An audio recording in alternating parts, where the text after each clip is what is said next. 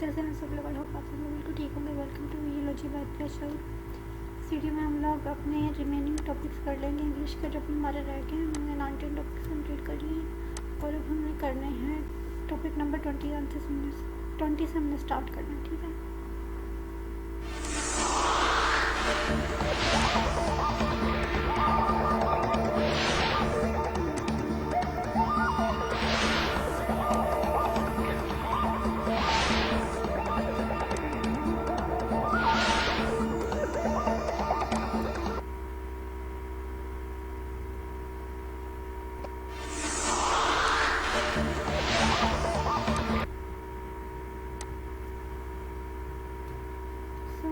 पहले मैं कंफर्म कर लेती हूँ हमने फ्लिपकार्ट कितने लिए फ्रॉम आवर चैनल।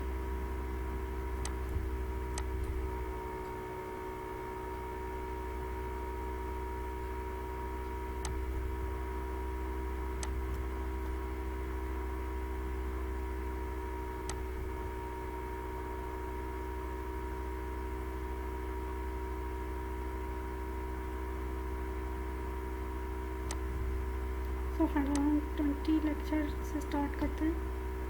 इसके सबसे पहले तो वीडियो सुन लेंगे। ठीक है, इसका टॉपिक है लेटर राइटिंग। ठीक है, और अब हम इसकी वीडियो सुन लेते हैं। सबसे पहले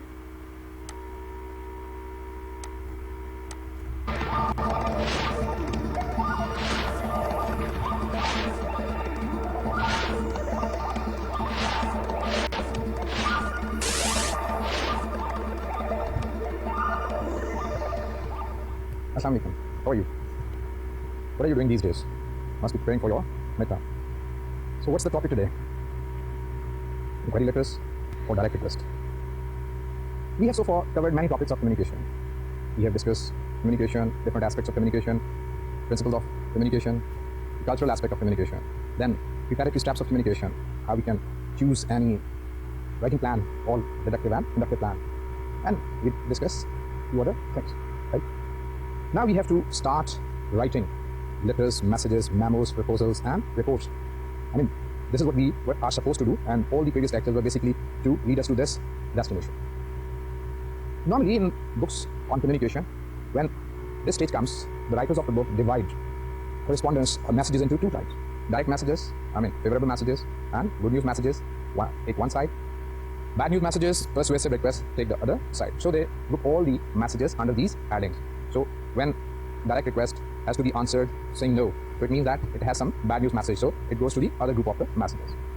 But sometimes if we take up this way, we get entangled and confused. So instead of adopting this method, I have adopted to take up these messages, these types of letters step by step in our traditional way. I mean, this used to be the way in which old books narrated correspondence, letters, messages. So I have taken up this method, and I believe that this is very effective from teaching point of view. So we will pick up one type of letters, let's suppose inquiry letters, and then we will discuss all the types of inquiry letters which come under the direct organizational plan, and we will also discuss the letters which have some bad news or which come under the inductive organizational plan. So we'll be doing this way. As I just said, we'll be starting with inquiry letters or direct requests.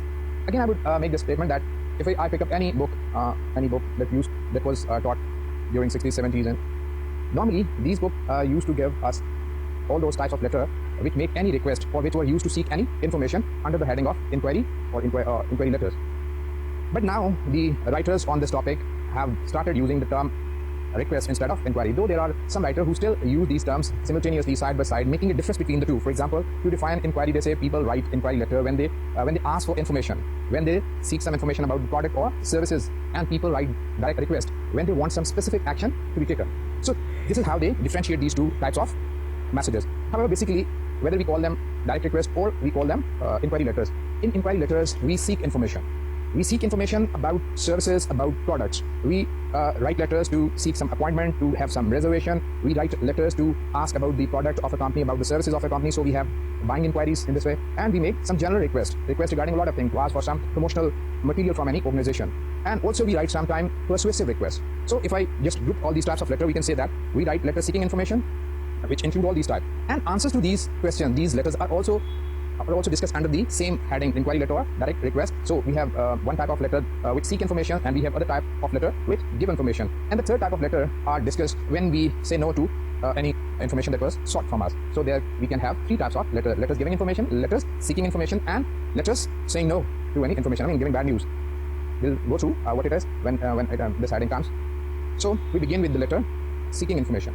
Under this heading, we'll be discussing letters written to seek some appointment and to have some reservation, and also some journal request. How do we make journal requests regarding any sort of information? So to begin with, let's suppose that you've been promoted manager of services, and your duty involved providing services to your executives, your head of the department, and your supervisor, etc. All the incoming and outgoing mails goes to your office. You are responsible for keeping all the information that is needed by any of the executive or your supervisor, and you have to take care of the supplies needed. So you are newly appointed to this position, and you have a situation. You, while looking for the catalogs for a certain office supplier, you have come to know that the information with you is not updated. So you have to write a letter. Whenever you have to write a letter, what should be in your mind? You have to think of certain guidelines to begin with. What are you thinking in this situation? Remember that when you are in such a situation, suppose it's you who are to write a letter, what should be the guideline for you? First of all, you should write a very courteous letter because you're going to seek some information. So tone of your letter should be very courteous. Then it should have completeness principle in it. I mean, you must completely narrate what you want. So you have to provide all the information that you are looking for, that you want. So give complete information. So you have to think of completeness principle when you have to get this completement by having 5 W's and 1 H. Similarly, you have to think of other qualities of business letter. After having gone through some of the qualities, you have sat and you have written a message like this, that please send me the latest catalog of your product. So you think that since you needed this very product, the purpose of writing was to have the catalog of the product. So with this line written, you have explained what you wanted, and you have achieved conciseness. This was somewhere in your mind that you must write very concise sentence. So think that if you write such a sentence as a complete letter, is this letter is sufficient? Is this letter serve you the purpose that you wanted to achieve? Does this letter have all the qualities that we've been discussing all around? So you'll see that this letter does not have any of the qualities. So far as the first quality is concerned, this letter demands rather than asks. I mean, please send me the catalog of your latest product. So this letter demands rather than asks. So you have to think this aspect, that while seeking some information, you don't have to adopt a demanding tone. Because though the message is favorable, the reader of the message is waiting for such inquiries because his business depends on these inquiries. But you have to think of the tone, because with such a tone, you are actually not asking any information, you are demanding. And this conveys a negative feeling from your side. Besides that, it lacks the necessary information that we've been asking.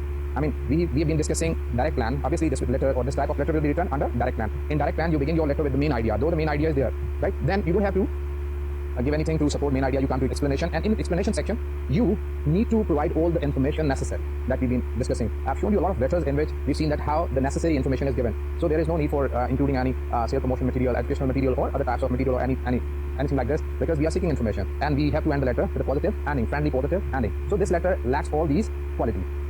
But when I suppose you wrote this letter, and I drew your attention to these aspects, and you have revised your letter, and after having revised this letter, you have come up with a version like this. You say that, dear sir, in consulting our files of catalogs of office equipment and supplies and checking them off against various manufacturers and distributors, I discovered that I do not have your latest catalogs and price lists and other information concerning your products. I have some material, of course, but they are out of date. I've just been promoted to the position of Office Services Manager of Wright Associates, and I think one of the first things I must do is to build a good reference source for me and my staff to use in selecting appropriate equipment, material, and supplies. For this reason, I would like to request that you send me your latest catalog and price list and other product information you may have in your possession at your earliest convenience. In addition, I would be most grateful if you would put my name on your mailing list so that I will receive all new materials. Thanking you for your cooperation. I remain sincere. So if you look at this letter, it's a very long letter. It's provide information, right? And it is one way. It's a very direct letter. It will certainly create a feeling of sympathy in the heart of the reader, and reader will think that you've been very straightforward, very sincere in communicating your feelings, your needs, your desire. But if you look at this letter from the business point of view, then this letter sacrifices a lot of principles of business communication. I mean, first of all, it gives unnecessary information. Though by including this thing that you've been recently promoted, you have developed a rapport with the reader. But in business communication, we do not include such personal issues in correspondence. So this letter includes a lot of information that is quite unnecessary. Then it has used language which is hackneyed. That would, for example, I would be most grateful if you would put my name on your. We don't use such expression, and we have in detail discussed these things that we should replace these long expression with very crispy short expressions, or one word or maybe a phrase. Similarly, if you look at the end of the letter, the specific action is made but not a dated action. the last sentence of the letter is not a complete sentence, thanking you for your cooperation. This type of ending is not made these days. Instead of this, you could have said simply, thank you. So it would serve your purpose. But let's look at this letter and analyze this letter one by one, that how you should have written this letter since you were writing it. So let's look at it. What is the problem with this letter in detail? Certainly, this letter satisfied the first guidelines. It has courtesy in it. If you were the recipient, you would quickly be able to sense the writer's sincerity and gratitude, as I was saying it to you. But in the business letters, we do not include such personal issues. On the other hand, the writer has completely ignored the second principle, and that is a very important principle, and that is conciseness. The writer has not taken care of. He has written in details, giving everything to the reader, and that mars the principle of conciseness. So this letter lacks conciseness. There is no reason for writer to tell their life story in a simple request letter. I mean, people are not interested in what you say. Similarly, it has a lot of, as just I said, it has a lot of expressions which are unnecessary. For example, I would be grateful if you put my name, etc. Or I would appreciate you for thanking you for your cooperation. These are not important. They mar the beauty of a letter. We have to write a letter considering completeness, considering clarity, considering conciseness, considering concreteness, and all those other principles that we've been discussing, and all the subheadings that we discussed in detail when we were discussing these things. So again, if the first letter was very brief and lacked courtesy, this letter has an overdose of courtesy and has unnecessary information. So what should we do in such a situation? When encountered with such a situation, we have to keep all those principles before us and start writing. We have to think of the basic plan, and the plan is the main idea, explanation, and then a friendly close. Right? So keeping these things in mind, if we rewrite this letter a third time, we'll have a better letter, and we can see that how, by thinking of all those principles, we've been able to write a very befitting letter that suits our purposes. So, dear sir, may I have your latest catalog and price list and other information about your office supplies and equipment? I would also like to be placed on your regular mailing list so that I'll receive whole new sales and promotional literature. Thank you. So if you look at this letter, revised third time, this letter is a concise letter. This letter has courtesy in it. This letter has completeness in it. This letter has clarity. So this letter can be an example for all those people who are interested to learn what business communication is, who are interested to write messages which are appropriate, which are to the point, and which always achieve their desired result, which serve them as they want them to do. So this type of letter are written when we want to make journal requests about services and product of any company. Another type of letter which are also very sensitive are the letters that are written for appointment or a reservation. So when we are writing letters for appointment or for reservation, we have to take care of again some guidelines to write letters. For example, when you want to have some appointment with somebody, right? What do you think of? When you, especially in a business context, when you want some appointment with a person, you want to go and you want to invite somebody to your office. Obviously, first of all, you want to give the person for writing that request upfront. I mean, the person reading the letter should know that what the purpose of giving that appointment, and then you have to relate that appointment with some benefit that the reader is going to achieve. Unless this benefit is there, this benefit can be in terms of some monetary benefit or in terms of some organizational responsibility or anything like this, but it should be there. So after this, what you have to think of, the venue of the meeting. For example, where you're going to meet, in the office of your reader or somewhere outside the office. But it may be a restaurant where you are inviting the reader of the letter to have a lunch, to have a dinner with you, and you're going to discuss a certain issue. So this is there that you have to talk about the venue, you have to talk about the date, you have to talk about the time, right? This is very important that you must convey these things to your reader, so your reader could know that when he is supposed to have meeting with you. And there is another point which we can include, that sometimes this program may be a tentative one, and so you can write that whether all the things are acceptable to the reader. He should give you a call in that case, or he should tell you that when he is he's free to see you. So you have to think of these things, and in the end, you have to make the action some dated action that you want the reader to take. So whenever you are concerning with, think of the guideline that I just discussed. So keep it in your mind. State the purpose of the appointment you are requesting upfront. If you need to sell the meeting ideas to other person, be sure to state the purpose in terms of benefit to other person. For example, maybe talk, I have a couple of ideas that could save us some money, ideas about how you can. So if you start your letter with such a beginning, with such a start, the reader is surely inclined to read what you are going to say. So this, he can have the purpose of the meeting right upfront. So you can start your such messages, appointment messages, with such a beginning. Similarly, you can begin your message in another way when you've been referred to that person by somebody else, telling this thing is important. So you can start your letter like this. A colleague of mine and yours, Ahmed Hassan, mentioned you and I should get together to discuss our mutual interest in distributing our products in Multan. I have some information you may find useful, and I'm sure you too can share some insights with me about the appropriate market. So you can include such a beginning in your letter for appointment. So these type of beginning are meant to include, to bring the writer into the frame in which he is ready to read what you want to say. So he knows the purpose, and he also feels that there is some benefit for him to accept your appointment. Similarly, next to it is that suggest a meeting place, date and time, but show concern for reader's own schedule by asking for him or her to confirm or to suggest an alternate time if possible. So you can include such sentences in your letter. I can be at your office at 11 Monday morning if that's convenient for you. If not, call me with another suggestion. So if you include such a meeting place, time and schedule into your letter, it is just meant to give easy reading to your reader. The reader will be able to make a decision on such a message that whether the meeting appointment is acceptable to him or not. So after giving this suggested meeting time, you can give all the details for the reader to confirm the appointment. So such a sentence can help you. Would you mind phoning my secretary to confirm if I don't hear from you? Otherwise, I'll see you in your office on May 15 at so and so. So when you include such a sentence in your letter, this helps the reader to take the appropriate action. Similarly, you can include any preparation that is either of you need to make for the meeting. That is another point that needs to be included in such a letter, that you might need some preparation for this purpose. So such sentence can be very helpful. I have enclosed an agenda. I would like your comments, particularly on the dry cleaning project. Or please bring the annual meeting report with you to the meeting. I'm looking forward to your comments about the contract laws and dispute. Could you be ready to present your opinion about the new labor policy? So such inclusions into your messages can help your reader to make up his mind about the appointment. Business people are very busy. They have little time to spend during their working hours for activities not relating to their benefit. So in that case, you need to take care of all these things which are very important. You have to think of the purpose, as we've been discussing, that whenever you are going to write anything, the most important thing to think of is to have the purpose. Then you have to relate your purpose to your audience. So as just we saw, that you have to relate your purpose to your audience by showing him some interest, some benefit, and then you have to talk about the time, about the place, about the date. All these things are important, and then you have to ask for the acceptance of the reader, whether that schedule, that appointment is timetable is acceptable to him, or if he wants any change, and give easy reading by telling him that how he can approach you in case of any change. And then similarly, when we have business meeting, we do discuss some issue, and sometimes we need some material regarding that issue. For example, we are discussing about any project, so we may need the feasibility report, or we are discussing the cost of the project, we may need some other report, financial report, or any type of material that can give us that can help us in making our discussion fruitful. So written appointments by using all these guidelines can be very effective. So let's look at a message that was written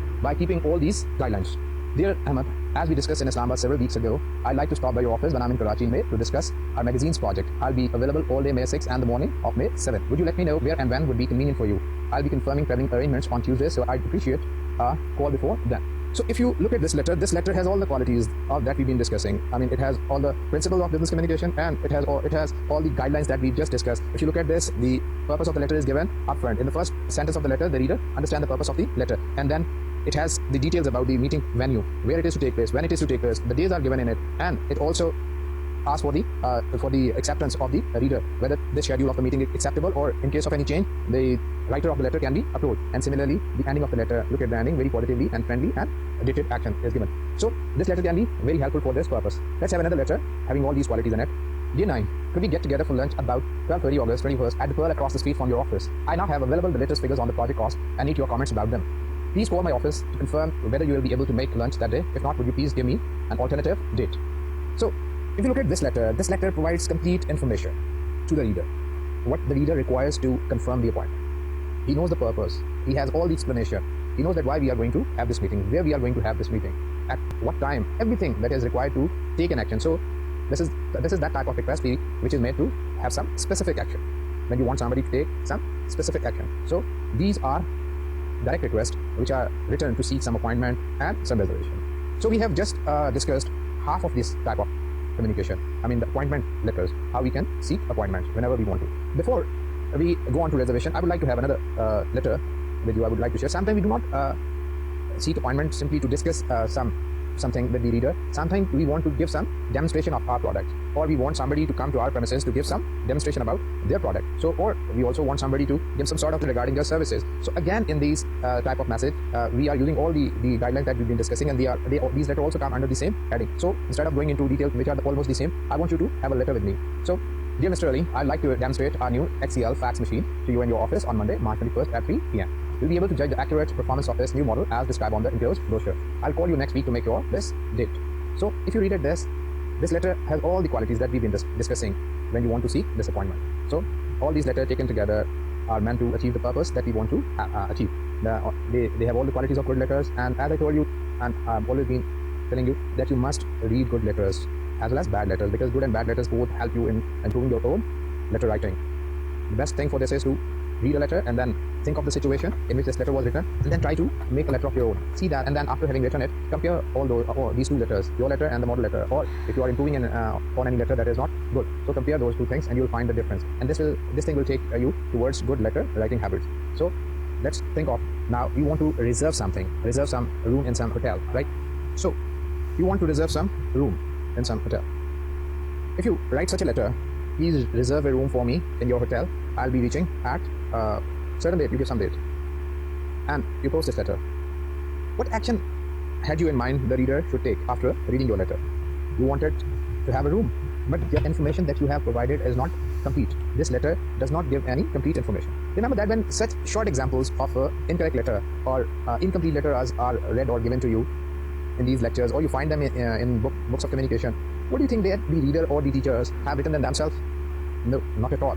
These are actually the example taken from the real life situation. People write such small letters, incomplete letters, people receive. I mean, you keeping all these things that we've been discussing in your mind, you just check any file if you are in an organization, or if you can have access to any organization which lets you check their file of journal inquiries, you will see that you will have all types of incorrect letter that we've been discussing. So whenever such a letter is cited for your understanding, it doesn't mean that we have just contrived this letter. This letter is very much somewhere in some file, right? So coming back to it, this letter does not achieve its purpose because you have not mentioned the duration of your stay. You have not mentioned the type of the room. You have not mentioned the exact time of your arrival, and so a lot of information. Because for a room to reserve, the personnel of the hotel needs a lot of information.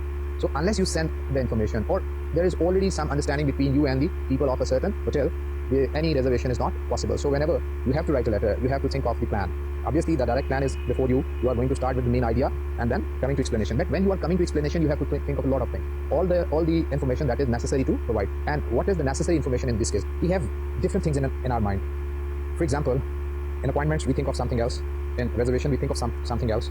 In making requests for some information, we have certain other necessary details to write in the letter. So information that comes under the heading of explanation in a direct plan varies from topic to topic. So this is very important that we should keep this thing in our mind, that what we have to include in this type of letter, what we have to include in that type of letter. And when I say that this type and that type, it means that in this situation or in that situation. You know that if you pick up any book on communication, I mean there are a lot of books on communication, the letter, the model letter or example letter is always given under some situation, so that you could think of that in certain case what you have to include and what you have not to include. So coming back to it, when we are encountered with letter of this type or reservation, we have to take care of two things which are very important, otherwise we won't be able to achieve the purpose that we have in our mind before writing this letter. So number one is, in request for reservation, always take care number of adults and number of children.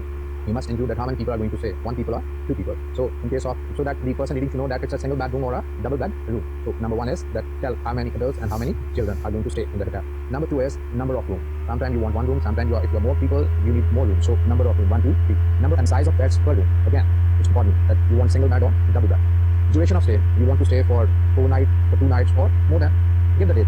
And arrival and departure times, days and days. When you are reaching in the morning, in the afternoon, in the evening, or sometime at certain time of the night. So when you are reaching there and when you are going to have a check-off, right? So this is very important, so that the people arranging the reservation should know that for which time you are going to stay in the hotel and how many rooms you require. If you are going to make any reservation for your business purpose, you also need to mention, or you also need to request for a corporate rate, so that you could achieve this facility with all the hotels. You know that they provide business people some certain rate. So this is also very important. So writing a reservation, you have to think of all these things.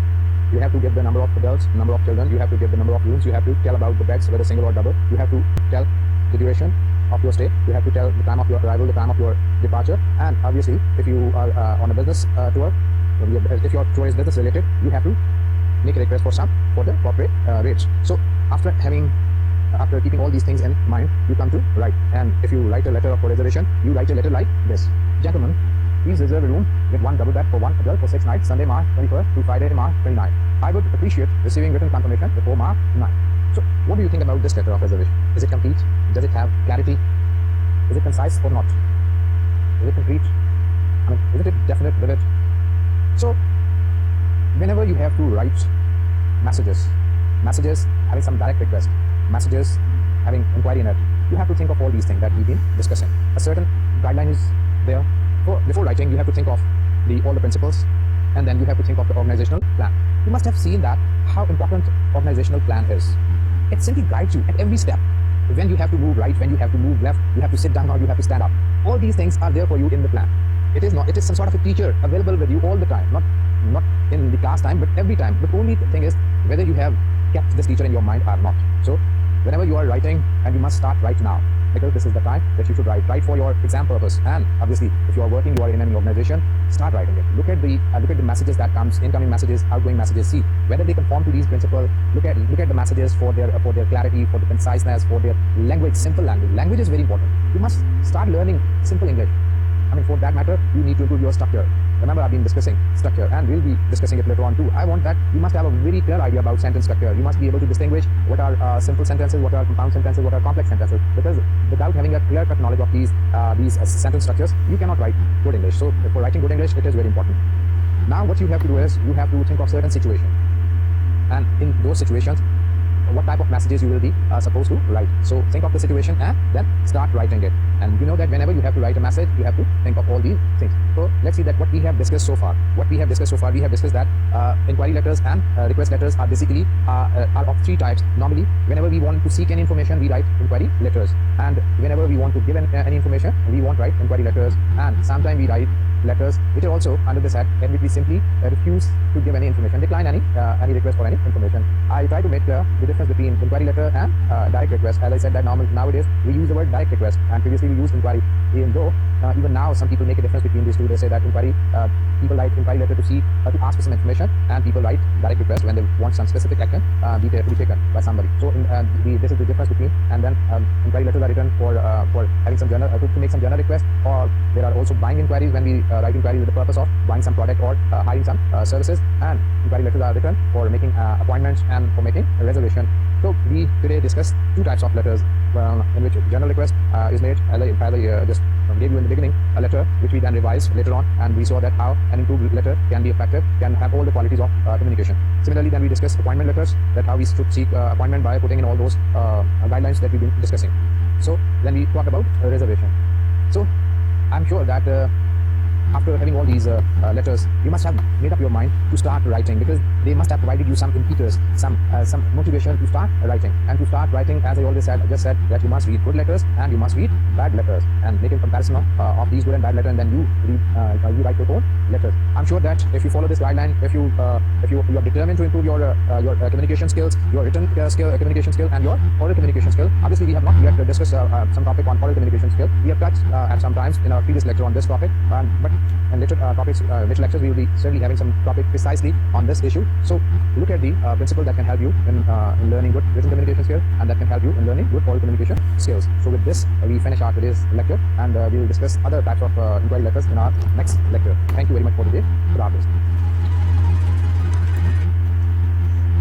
So friends, हमारी video हो गई complete. हम चलते हैं अपनी reading की तरफ, और हम इस चैप्टर की रीडिंग कर लेंगे आप, ठीक है? चलेंगे रीडिंग करते हैं हम लोग।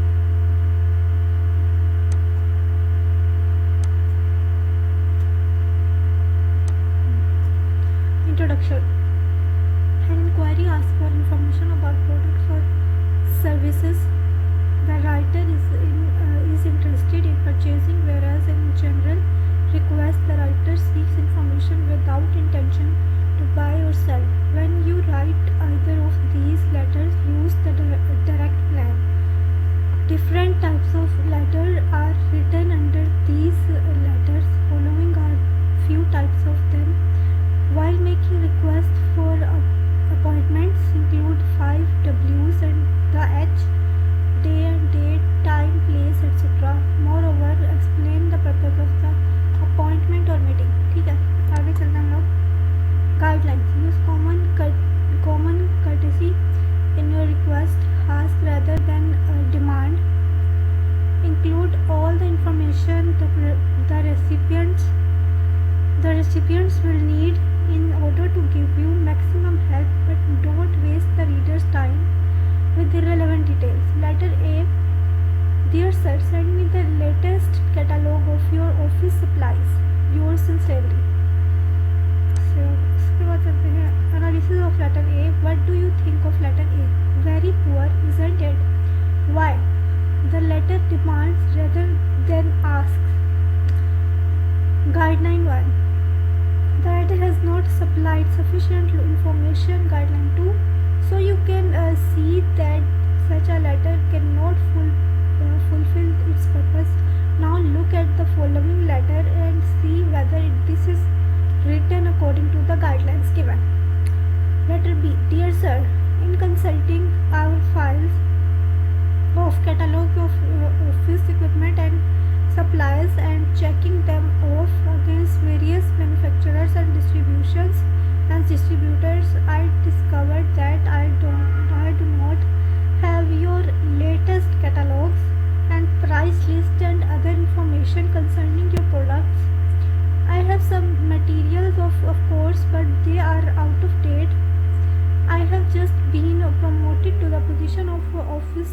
services manager of Bright Associates, and I think one of the first thing I must to do is to build a good reference source for me and my staff to use in selecting appropriate equipment, materials and supplies. For this reason, I would like to request that you send me your latest catalogs and price list and other product information you may have in your procession at your earliest convenience. In addition, I would be most grateful if you would put my name on your mailing list so that I will receive all new materials. Thanking you for your cooperation. I remain yours sincerely. Okay, अब है analysis of letter B. Letter B accomplishes certain guidance well, while others not at all. One certainly be satisfied the first guideline. It is courteous. If you were the recipient, you would quickly be able to sense the writer's sincerity and gratitude. On the other hand, the writer has completely ignored the second guideline, brevity. There is no reason for writers to tell their life story in a simple request letter. Although the recipients will not be offended, their time will be wasted. This letter is full of deadwood and hackneyed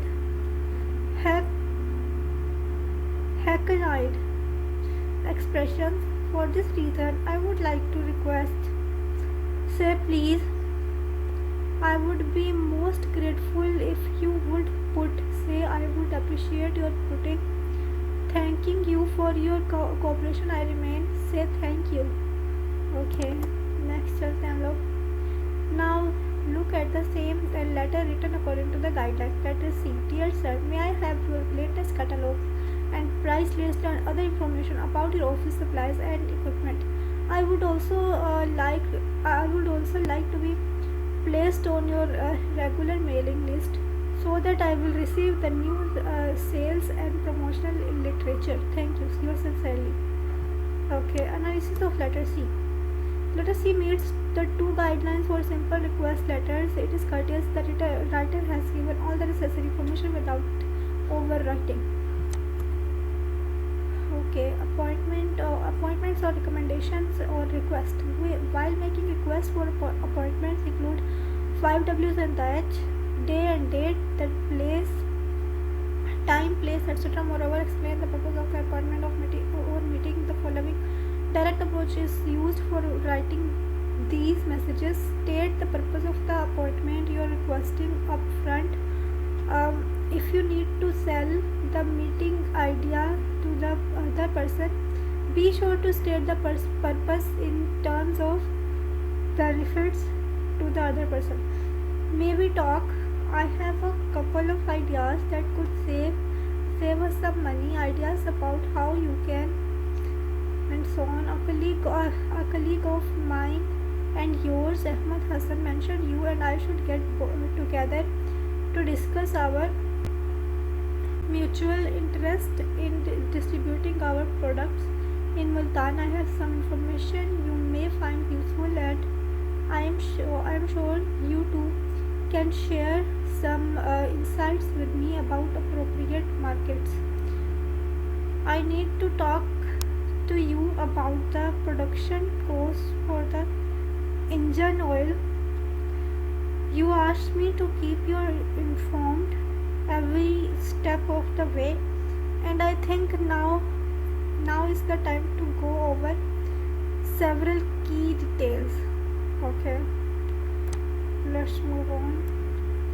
Suggest a meeting place, date and time, but show concern for the reader's own schedule by asking for him or her to confirm or to suggest an alternate time if possible. I can be at your office at 11 Monday morning if that's convenient for you. If not, call me with another suggestion. If this date is not acceptable, let me know when you're free, and I will arrange my schedule accordingly. If this is inconvenient for you, give me a call and we'll discuss another possibility for a meeting time. If you have an alternate suggestion, let me know. I can meet with you almost anytime, Monday or Tuesday of next week. Give all the details for the reader to confirm the appointment. Would you mind phoning my secretary to confirm? If I don't hear from you, otherwise I'll see you in your office on May 15 at 4. Okay. Let the reader know if the appointment is mandatory or optional, and how to contact you if there is a conflict. We do hope you will be able to join us. Mr. Malik Hassan has requested we get together to discuss these issues before the end of the month. Confirm all other details of the appointment, including any preparation that either of you needs to make for the meeting. I have enclosed an agenda. I would like your comments, particularly on the dry cleaning project. Please bring the annual report with you to the meeting. I am looking forward to your comments about the contract clause in dispute. Could you be ready to present your opinion about the new labor policy? Please review the enclosed report as a basis of our discussion. Would you please calculate your expenses for the past 9 months with regard to the shopping the mall project? If you can be as exact as possible, we can identify some specific points for further investigation. Okay. Writing request. Be specific about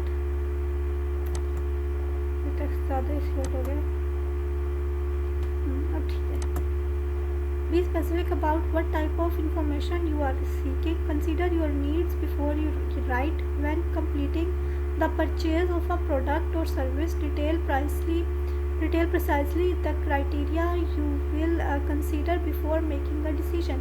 The more specific you are in your request, the more knowledgeable you appear. If your request is an urgent one, indicate that within your correspondence. Provide specific details as to why your request is more important than anyone else. When comparison shopping, make sure you ask the same question of each company. This will allow you to make an informed decision. Request a written proposal or quotation. In response to your inquiry, a company may take the opportunity to sell you on their product. This is understandable, but your ultimate goal is to gather information, not to be sold on the spot. When asking for a proposal or a quotation, include the information necessary for a company to respond appropriately. For example, when inquiring about medical plans, details the type of coverage in which you are interested. Adopt a tone appropriate to your correspondence. Okay. Study following examples. Example 1. Dear Ahmed, as we discussed in Islamabad several weeks ago, I would like to stop by your office when I am in Karachi in June to discuss our magazine project. I will be available all day May 6 and the morning of 7.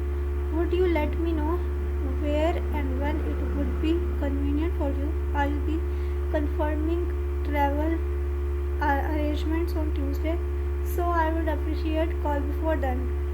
Okay. See you in Karachi.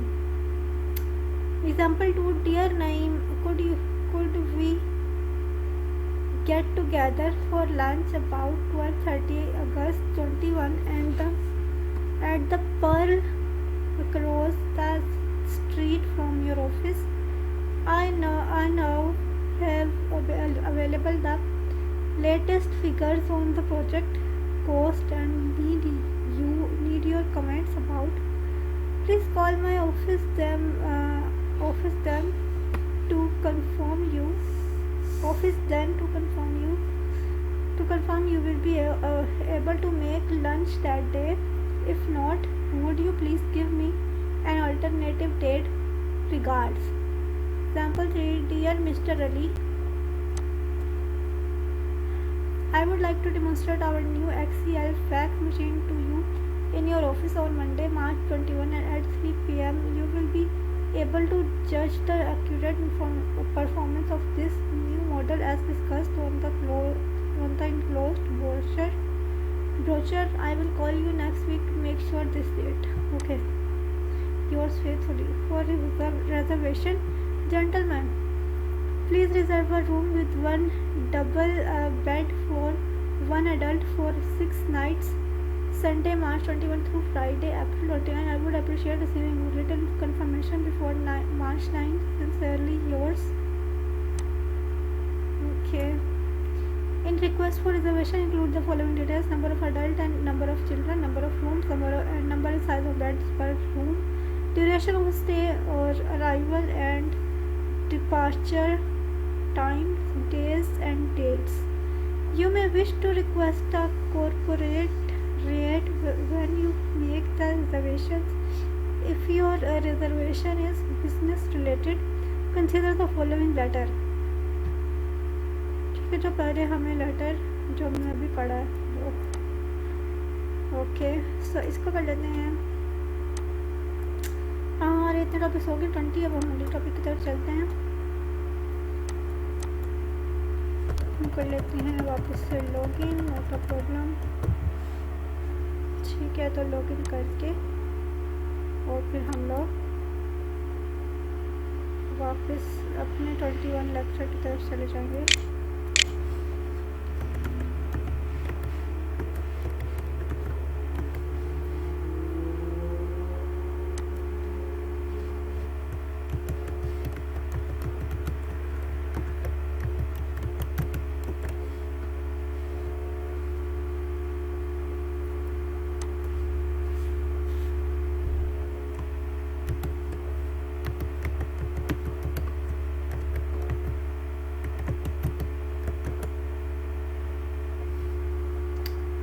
हम लोगों ने login कर लिया है। अब हम चलते हैं अपने लेक्चर नंबर 21 की तरफ।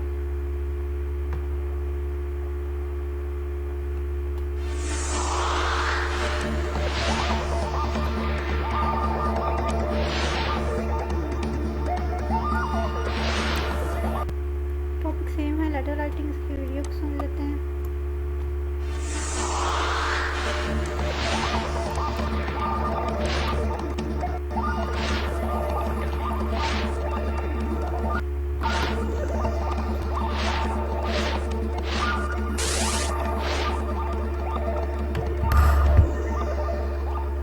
Assalamu alaikum.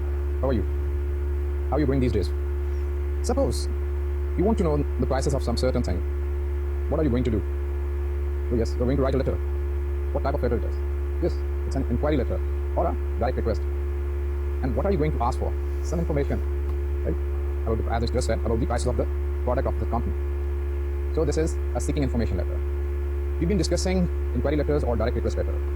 In our previous lecture, we discussed how we can write inquiry letters that ask for information about product or services. And beside inquiry letters, we also discussed some features of direct request letters. Today we are going to discuss another type of direct request letter, and this letter is known as persuasive request. Persuasive requests are basically do not aim at buying anything, any product or any services of any company or any individual to whom you write. Basically, through these letters, you request for cooperation from any individual or from an organization. Sometimes you write letters for some free gifts. Sometimes you write letter for some charity. Sometimes you write these letters to seek timings for any purpose. I mean, you want to invite somebody for any charitable program. So all these types of occasion ask you to write letters which form up this basic title, that is request, persuasive letter.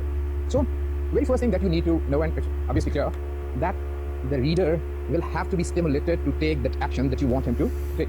So for this type of a letter, you will have a certain plan. begin your letter that interests your reader so that he could be ready to read your letter and accept what you're going to say. So this is very important. Though we've been discussing, when we were discussing the basic plans, organizational plan, that what plan do we choose in such a situation? Obviously, personal, persuasive plan. So this persuasive plan has all those features: attraction, interest, desire, and action.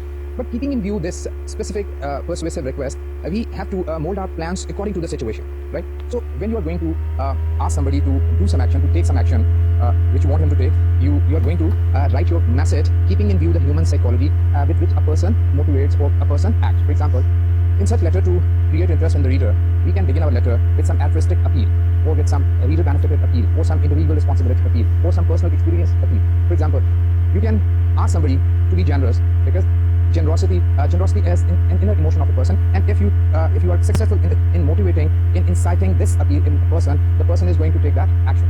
Similarly, sometimes you start your request letter, persuasive request letter, with some reader-oriented appeal. For example, you want somebody to help you in conducting the survey, right? And you write this letter to that person to fill in a certain form in which you have asked certain questions. So in the letter, you need to tell that what benefit the reader is going to have after having filled in the form.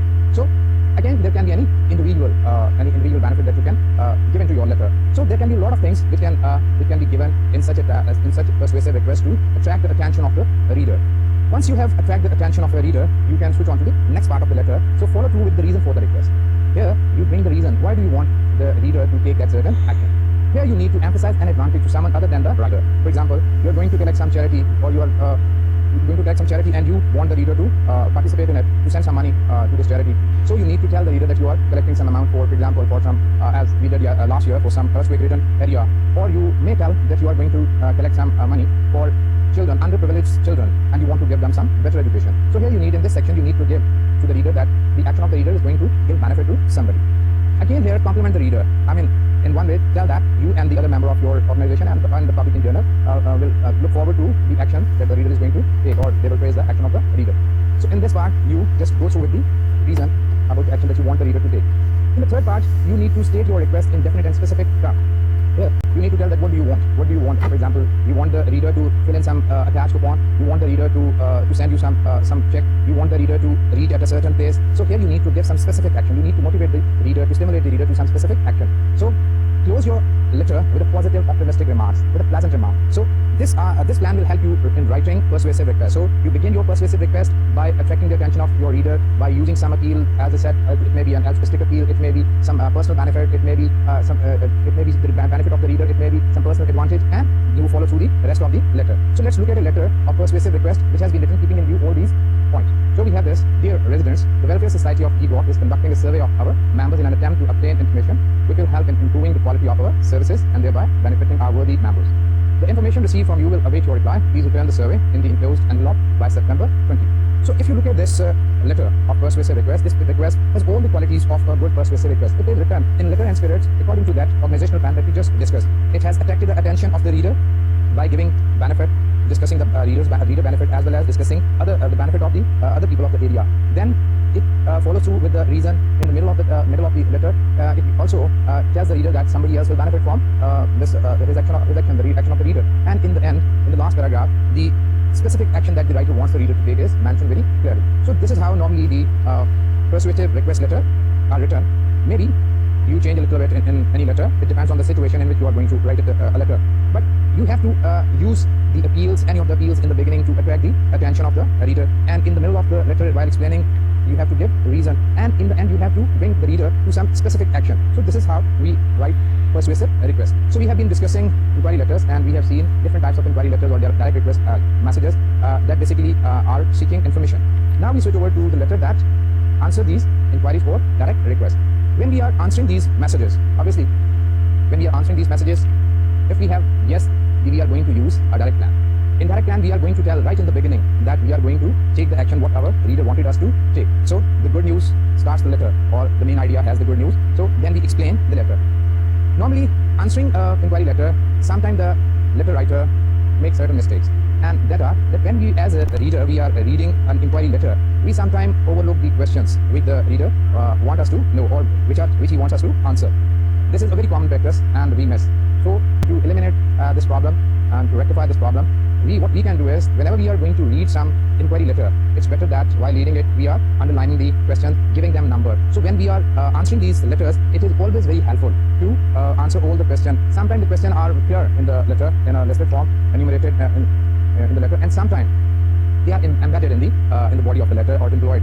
As good reader of inquiry letter, we need to understand this, the message of our reader, and try to answer all the questions that the reader wants us to give him. So after having gone through this stage, we have to answer the question. Answering the question, we have to think of the plan. What plan are we going to use this? As I just said, we are going to use normally when we answer inquiry letters in direct organizational plan. Direct organizational plan, because we understand that the reader has interest and it is the time to benefit from that interest. So let's look at the plan. Give the exact information requested. So say in the beginning, in the first sentence, that you are going to grant the request of the customer. As I just said, that be very careful not to answer the question of your reader. When you are going to grant any request for recommendation or any request for reservation, it's very important that you repeat all the details about the venue, about the timings, and everything that is important. And you also, while answering these inquiries, you sometimes need to collect the data. Sometimes you need to get information which you have to collect from other sources. So prepare your answers very carefully. When you are quoting some prices, it's better that you double check it. In some cases, you might like to check it from the concerned department. So if you are going to make any quotation, it's better that you check your own stocks. So it is very important when you are going to write answers to inquiries. You go through this whole process. You check all the facts and figures. You check the information. You check the prices if you are going to quote prices. And if you are going to send any catalog, any price list, be sure that such things are enclosed. So you got mentioned in your letter. So let's look at a letter which is an answer to a reservation. So you see that how the letter writer has been careful in giving all the details. Dear Mr. Ali, we are happy to receive your registration form and deposit for the 21st Century Marketing Conference to be held April 3 to 7 in Lahore. The Lahore Hilton has set aside a block of rooms at a special discounted rate for conference attendees. The rate is ₹1,000. I'm sure not now. For a single, ₹15 for a double. To make reservation, call at this number before April 1. Pakistan Airlines is offering conference attendees up to 40% off the regular fares. To make flight reservation, call number given and refers to identification number. So when you arrive at the conference, be sure to register before noon on Monday, April 3, so that you can attend the 1 p.m. special roundtable discussion by market analysis.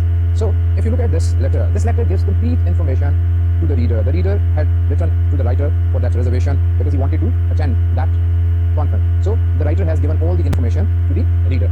You see that each and every question that might have come to the mind of the reader is answered in this letter.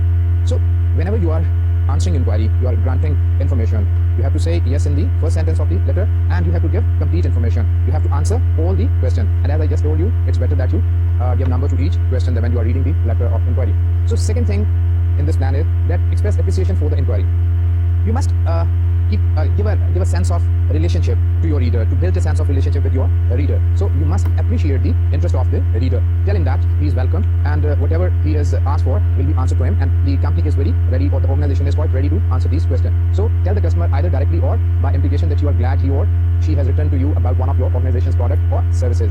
Write in the spirit of service and goodwill, because you have to keep goodwill with your reader. This is very important. Sell your organization or your product.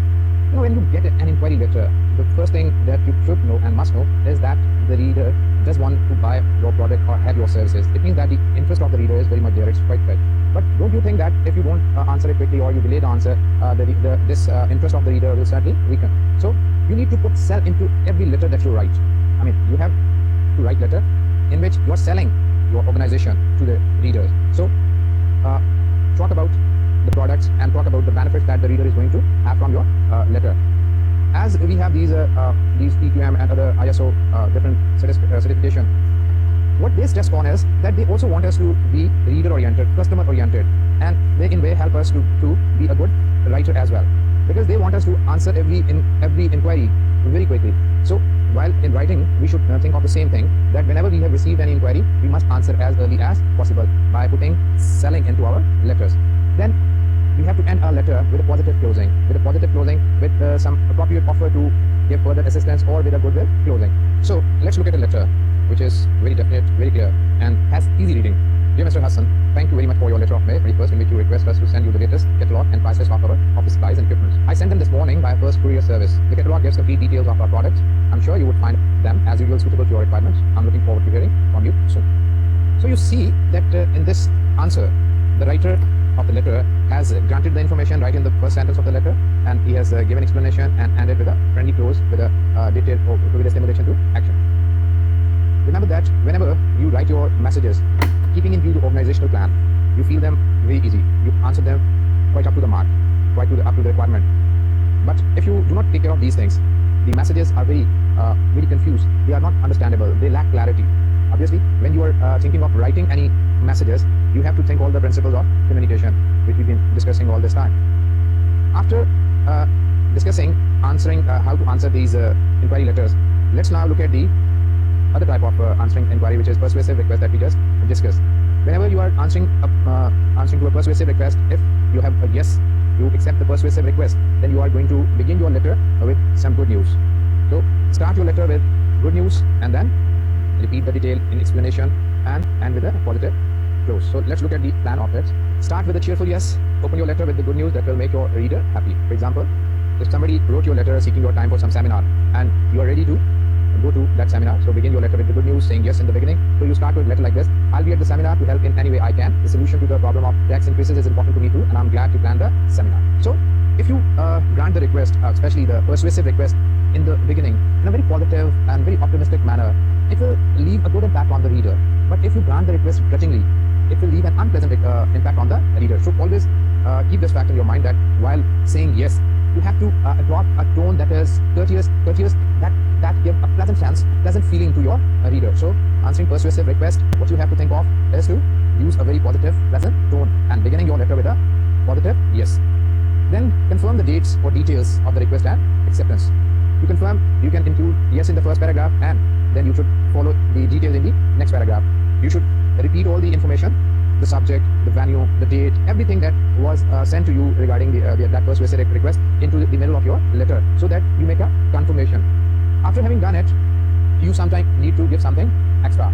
For example, sometimes somebody has asked you to come to their program, to any of their seminar or to any of their convocation or any other program, and they offer you to give you some money for this, for your expenditure. Suppose that you are already in that near that venue or in that city, so you can be extra generous by writing to them that you do not need to have that amount, and you will be willing to come without those extra offers. So let's look at this. Since I will be in Islamabad that week on other business, I shall be happy to speak to the convention on Monday, May 1 or Tuesday or May 2 at no expenses to your organization.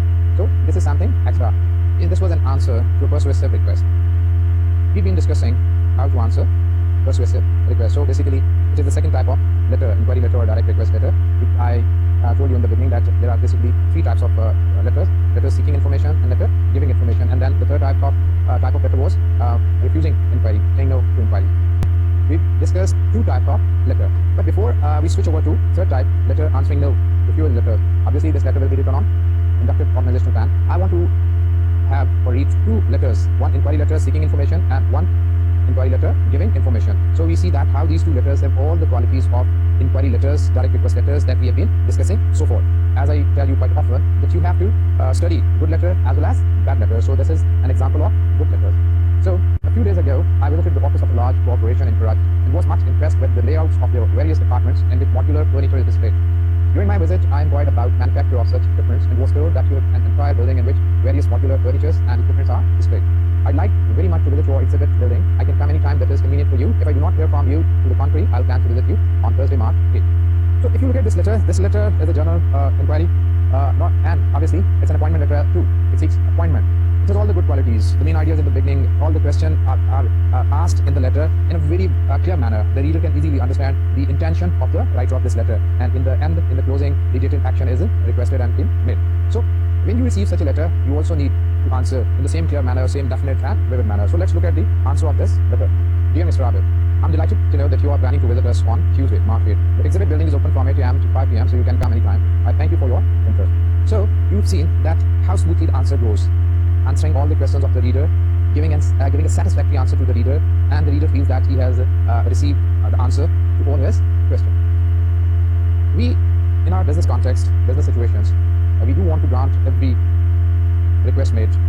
We do want to write light letter, positive letter having good news. But obviously, it is not always possible. In certain situations, we have to say no. As we will study in different types of letter answering, sometimes order letter we have to say no. We are out of stock, or we have changed our line. Similarly, answering inquiry letters, we have to say no. Answering credit letter, request for credit, we have to say no. Similarly, writing collection letters, we have to write unpleasant messages threatening legal action to the readers. So in business, sometimes we do have to write such letter. But whenever we have to say no, we should say no. But in that way, that it keeps the goodwill.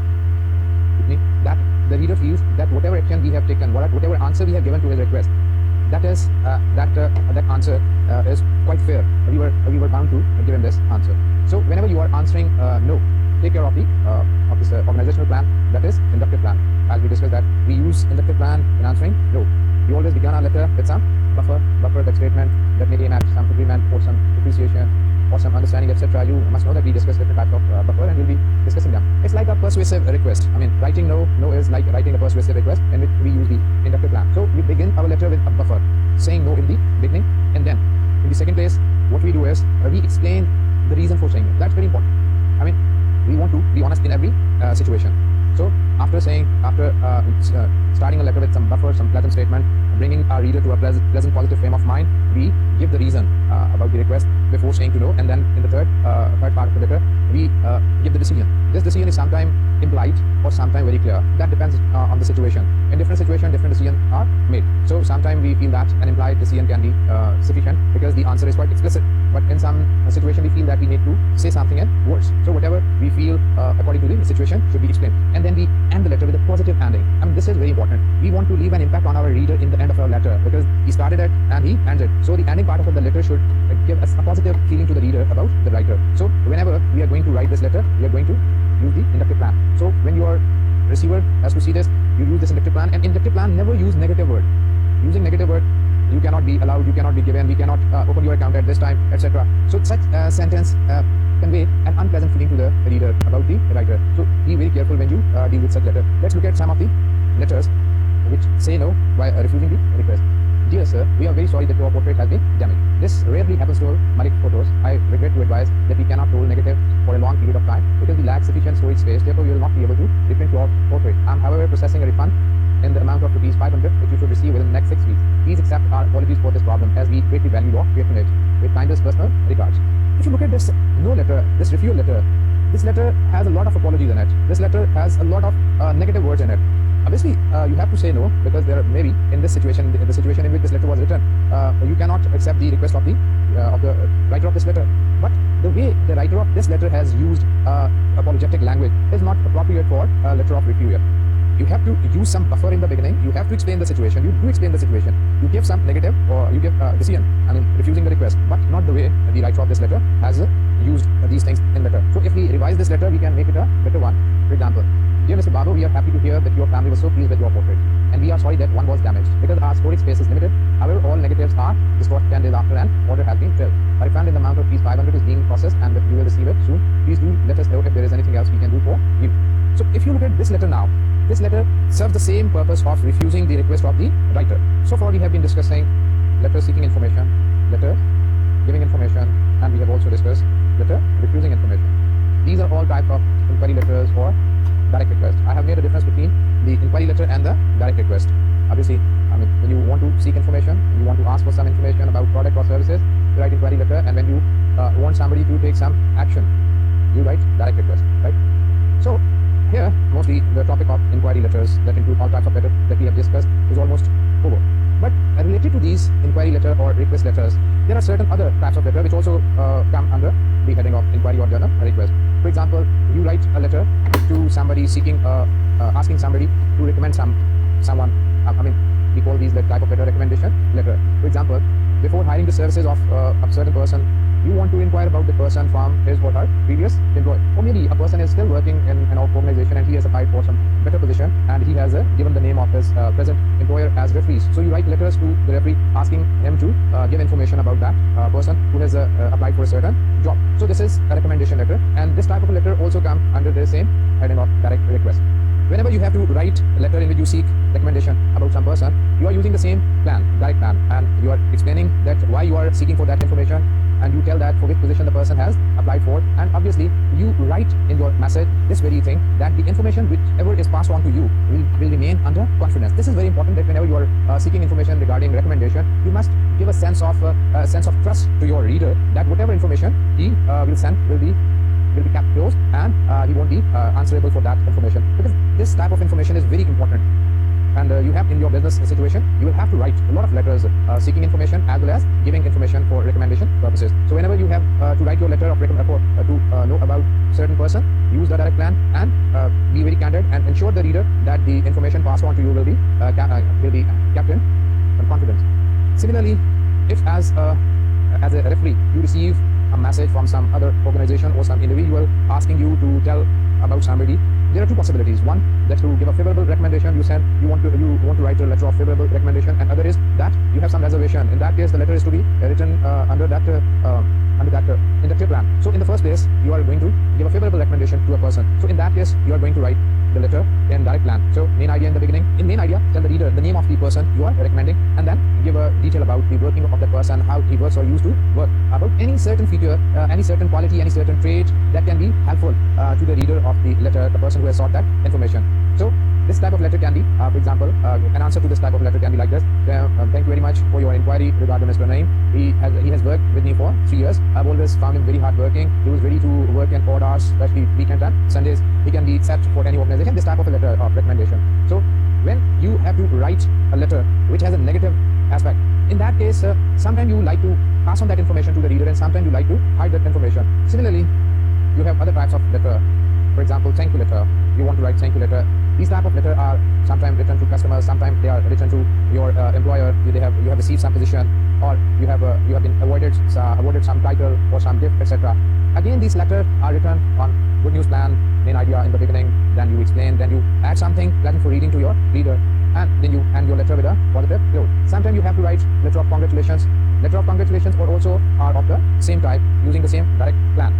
So all these types of letter, which are either they are come under the heading of inquiry, or they are under the heading of direct request, are basically serve the purpose of people who want to seek some information, who want to give some information. And these types of letters are very helpful in our business work. They help us in establishing a relationship with our reader. They help us in establishing goodwill with our reader. They help us in creating goodwill within the organization as well as outside the organization. Basically, a good letter writer develop his image with the reader, with the people around him, whether these people are within his organization or these people are outside his organization. A good writer always keep in his mind all the qualities of good letter writing. All those tools that are necessary are used by him. He was always willing to use all the tools. When he's talking out his letters or messages, he is also thinking the feelings of his reader. How are they going to react to his messages? This is very important. Unless you think of your reader at the time of your writing your messages, you cannot write positive message. You cannot improve your communication skill. You cannot become a good communicator. So to become a good communicator, you have to think your reader in the first place. And when you think of your reader, you think of the viewpoint, you think of his likes, dislike, you think of his complete mental filter. You make a picture of the reader in your mind, and then see that how your reader is going to react to your message. In every letter, we emphasize on the organizational plan, that at this moment you should adopt this organizational plan, and in this situation you should adopt this organizational plan. These organizational plan can be very helpful. Bringing them time and again and again into our lecture is to give you the sense of their importance, to tell you that with the help of these organizational plan, you can be very effective communicator. So whenever you are going to write, think of your purpose. What is your purpose? Who are going to be your audience? And choose all the information very carefully. And after having gone through all these steps, the most important is that choose the plan that is suitable to your requirement, whether it's a direct plan or indirect plan. So when you have gone through all these things, your plan, the only things left are you just revise your message, edit your message, and your messages bring the desired result that you want to achieve. So today we have discussed different aspects of inquiry and direct request, and some other topics which are also quite close to these type of letter. Now in the next lecture we will switch on to the next topic. So in the next lecture we'll be discussing some aspect of order letter, how to place an order letter. So with this I would say Khuda Hafiz. I'll see you in the next lecture. Thank you very much.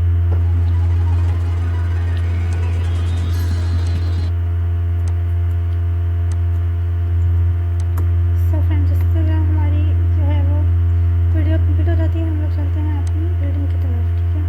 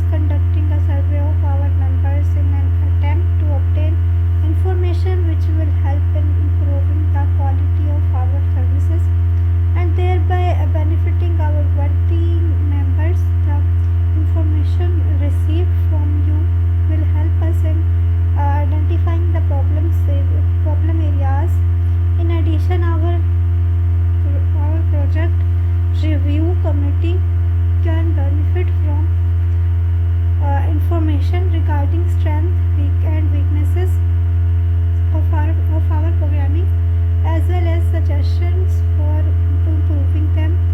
Other members and I eagerly await your reply.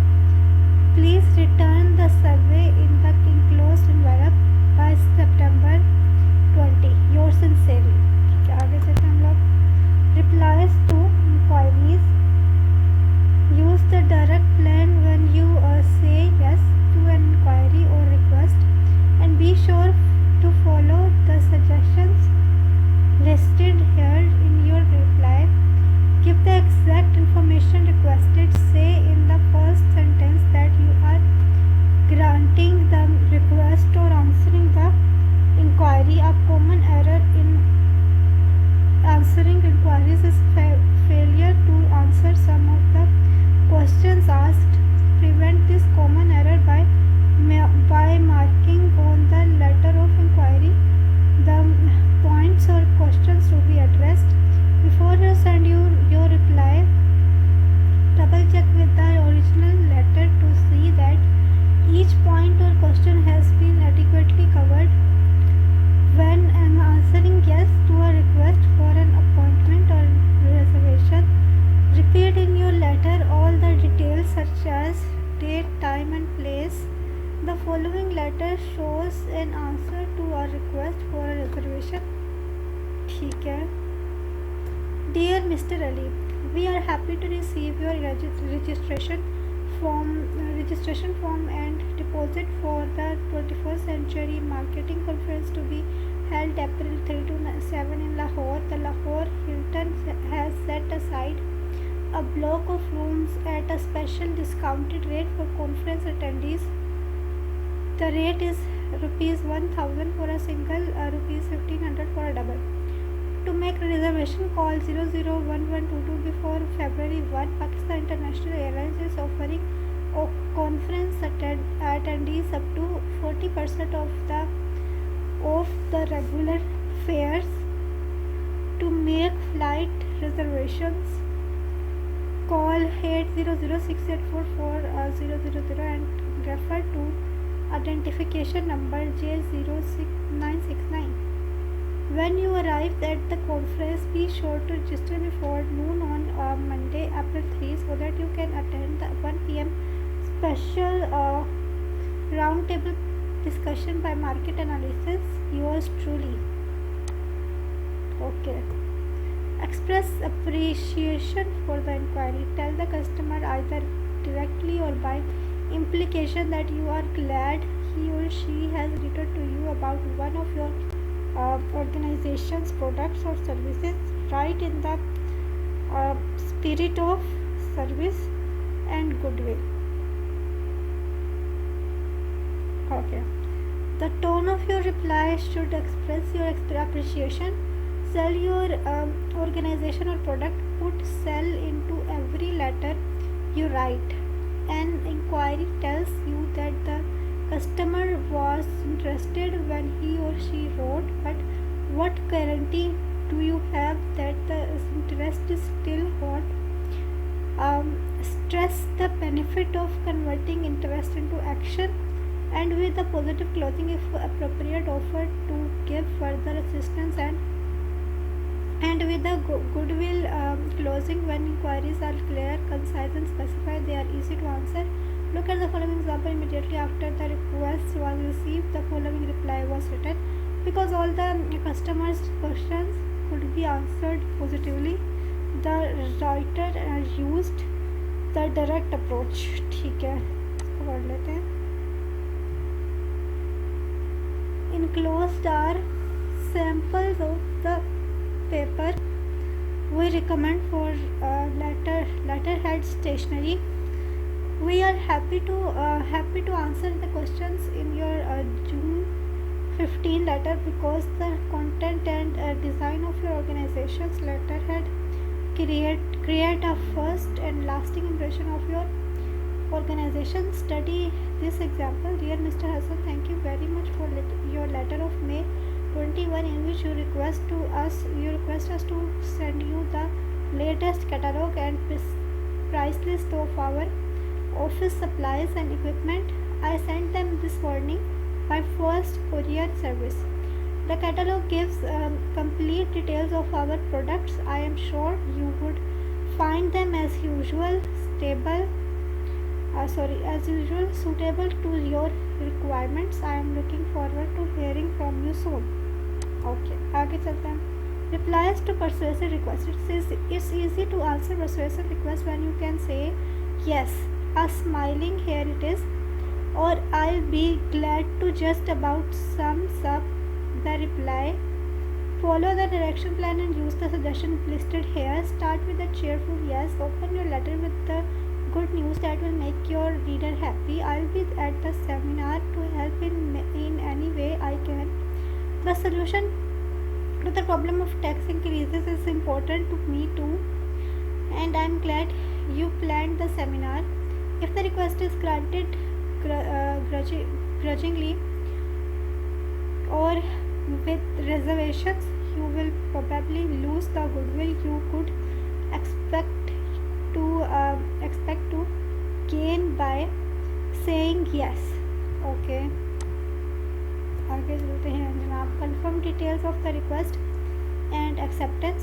The confirmation can be included with the yes in the first paragraph as in this opening sentence. We are pleased to enclose the entrance requirements to our graduate business program. Otherwise, the confirmation should follow in the next paragraph and should repeat the details of the request to be sure that the reader and writer agree. For example, a letter accepting an invitation to give a talk at a meeting should confirm the day and date,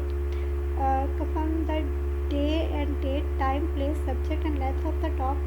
Or if a contribution enclosed, the letter should state the amount and purpose. Offer to do more than requested. The something extra maybe an offer to do more than request. For example, a professor is invited to speak at a convention in Islamabad with expenses paid but no fee.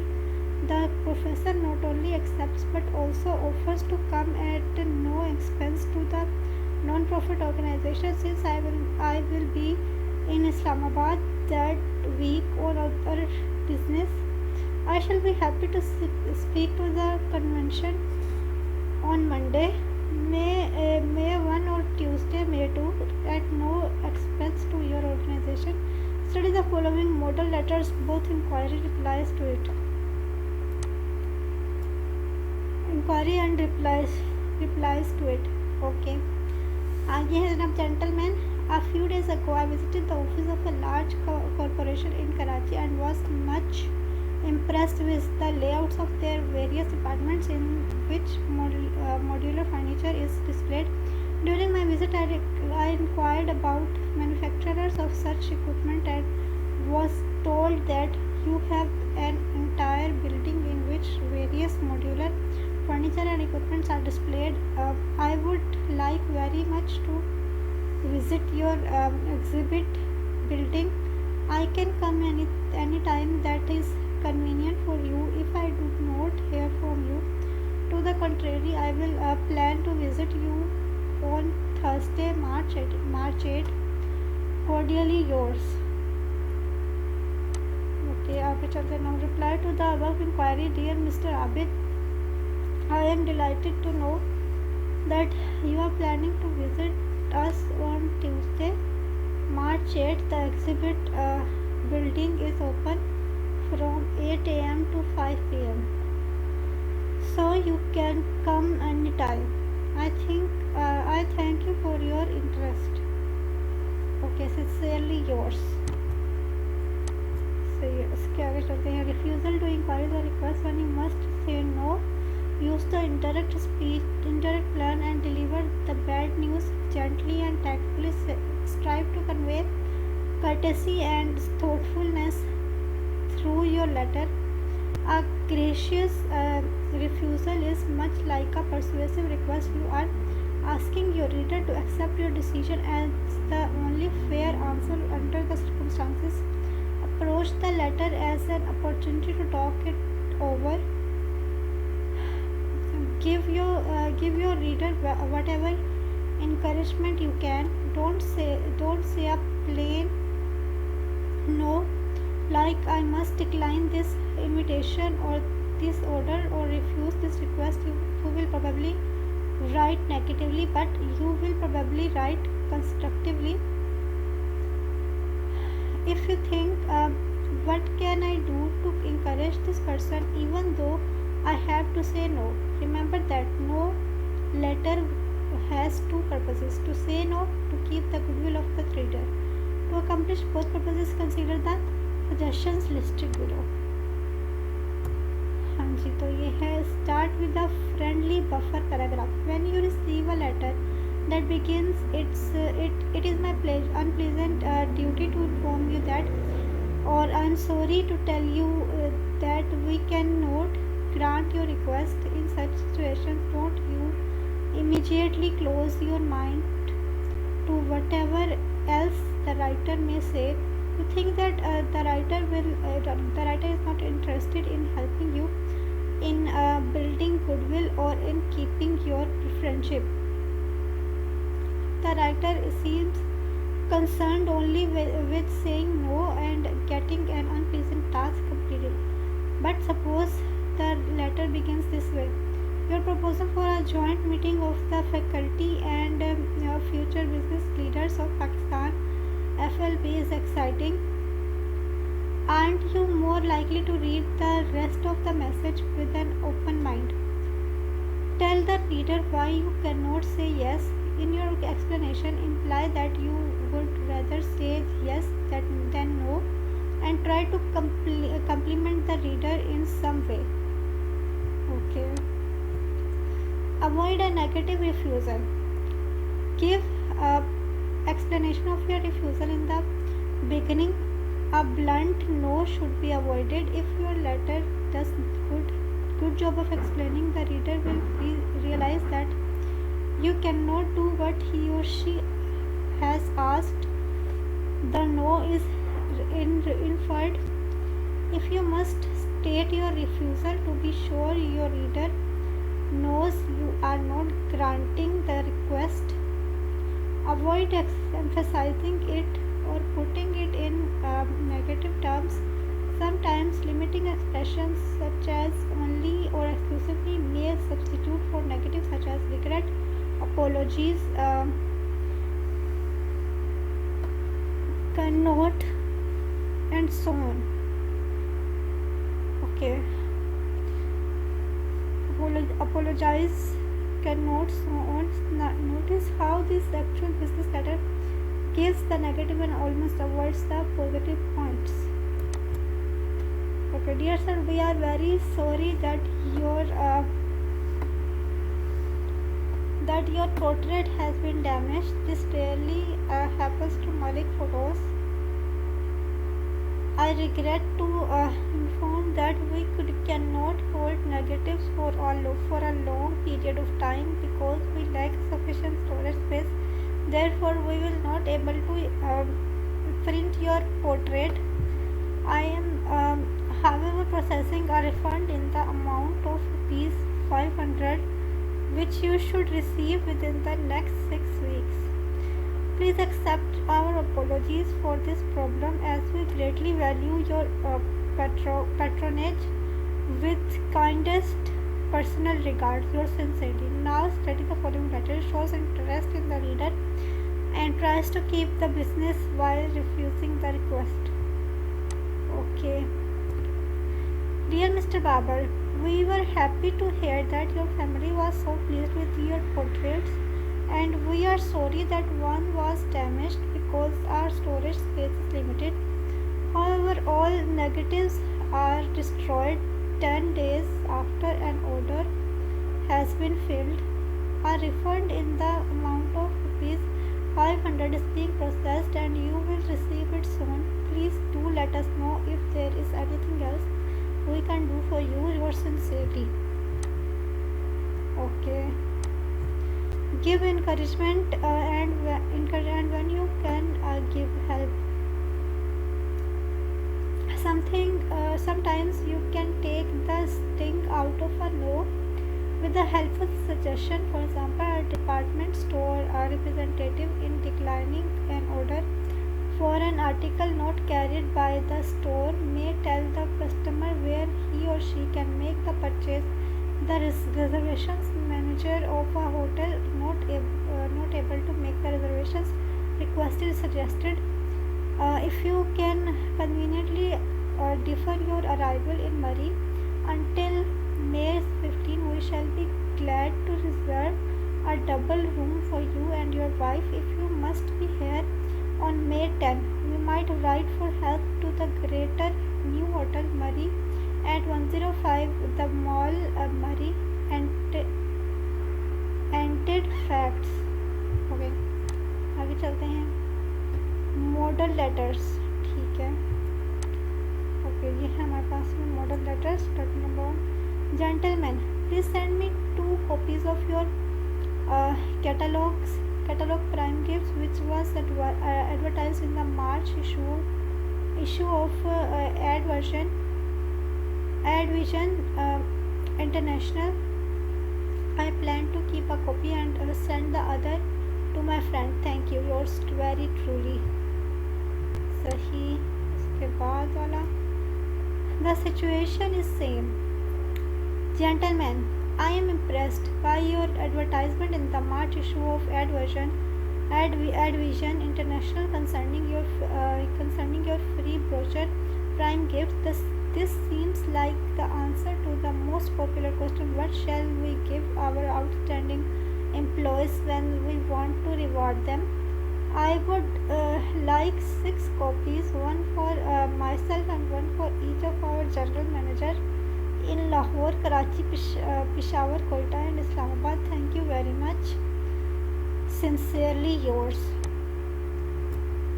Reply to the above letter. Dear Mr. Gul, in a courier service, I am sending you 6 copies of our catalog prime gifts. I am very pleased that you want to circulate it. The catalog explains everything, but I do want to say that for quantities of 20 or more gifts, we offer an attractive discount. Please let me know if I can be of help in other ways. Yours cordially. Okay, letters of recommendations. When facts are mainly favorable or neutral, follow these guidelines. Main idea: state the applicant's full name and what his or her relationship is to you as employee, customer, friend, etc. Mention dates, length of time and type of job. Credit to whatever is relevant. Add an expression of pleasure to your letter. ठीक है. Explanation: answer all questions direct or understood. Support your statements of evaluation, excellent, outstanding, etc. with specific facts about performance record. For a job applicant, tell specific job duties that applicant performed and discuss those duties relevant to the position for which the applicant is a candidate if known. Mention when desirable work habits that show personality characteristics. Ending: include if possible a friendly statement of your personal opinion about the applicant's probable fitness for the position or for credit, etc. Be sure to correlate your opinion with documented facts. ठीक है, आगे चलते हैं हम लोग. Writing appreciation letters. Just as you can find many occasions for writing personal thank you messages, you will also find many opportunities for writing thank you letters to build goodwill of your organization. Letters of appreciation are often sent to a new customer for a first order, an established customer for a particularly large order, the payment of an overdue bill, the last installment of a special account purchase, an individual or an organization that responds to a special appeal or completes a good job, sometimes in your own organization, who makes a suggestion that proves worthwhile or who does something extra. Okay, what else? Occasionally, it should happen much more often. Such letters are also sent to customers who order regularly and pay their bills on time, employees who continually do their work well, individuals and organizations who cooperate on everyday jobs but get little attention. Other opportunities for sending thank you messages include special occasions, special services, and extra responsibilities. Consider the following example. It is a thank you letter to a guest speaker. Dear Raheel, thank you for the time and effort you put into your presentation for the Association of Chartered Accountants meeting yesterday. I felt your talk was very well received by the members of the association, and I appreciate your willingness to make this public appearance as a representative of community college.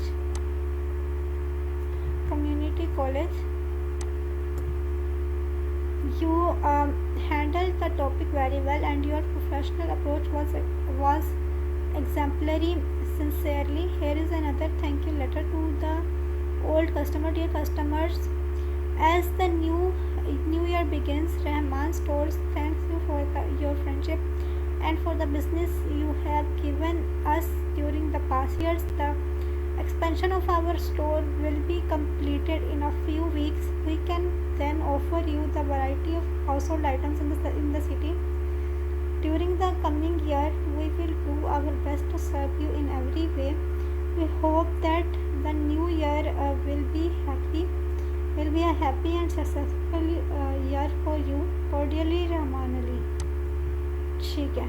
Writing letters of congratulation, a message of congratulation or commendation is much like a message of appreciation. Each recognizes and expresses interest in a worthwhile achievement. A letter of appreciation says thank you and implies well done. When your friends celebrate special events or receive honors, you want to congratulate them in the same way. Business people use congratulatory letters on such occasions as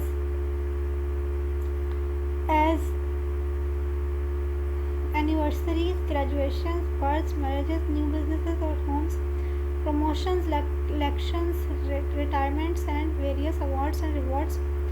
These letters convey a pleasant message and keep a favorable image of you and your organization in the recipient's mind. For instance, this brief congratulatory note was sent to an executive who recently became president of the company. Dear Shahid, congratulations on your recent promotion to President of Community Bank. It is well deserved. I am sure that the business will grow and prosper under your capable leadership. Yours sincerely. Study another example. Dear Mr. Rafi, congratulations on being named to the governor's task force to study equal opportunities in business.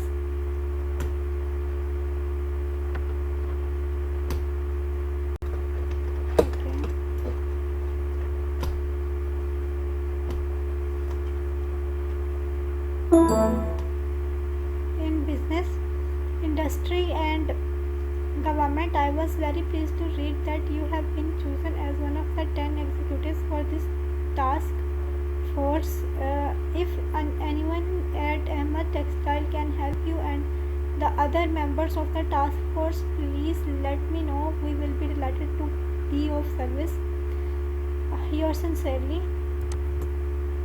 Let's move on. Writing letters that announce, invite or welcome. Announcements and invitations. Goodwill announcements and invitations include announcement of a new business in a new location or an expensive or reorganization of facilities. This usually include an invitation to visit, announcement of the appointment of a new official or a new representative of the organization. Announcements of a new service or policy, often inviting the reader to use it. For instance, when a store announces that it will be open an extra evening each week. Okay. A bank announces a new direct deposit plan. Welcoming letters are written for many occasions. These messages may be moral builders. Usually they have a definite sales flavor, as new members of a club, new customers, new subscribers, new charge account customers, new dealers. These messages discuss organization services and products and invite readers to call or visit, but they avoid specific sales promotion. Notice the friendly tone and service attitude of this letter from a bank president to a new customer. Writing get well wishes and sympathy letters. When a personal friend or a business acquaintance is ill, a letter from you is welcome. If the illness is not serious and recovery is expected, you can send a humorous get well card or a cheerful happy letter. If the illness is serious or the person is getting over a major operation, then send a more subdued letter. That person will not be in a mood for jokes. Be optimistic when you write to someone who is ill. Mention once at the beginning of the letter how sorry you are that the person is ill. From then on talk about a return to normal life, as the writer of the following letter did. Dear Mr. Naseem, I am sorry to hear that you're in the hospital and hope that with rest and care you will be up and about again soon.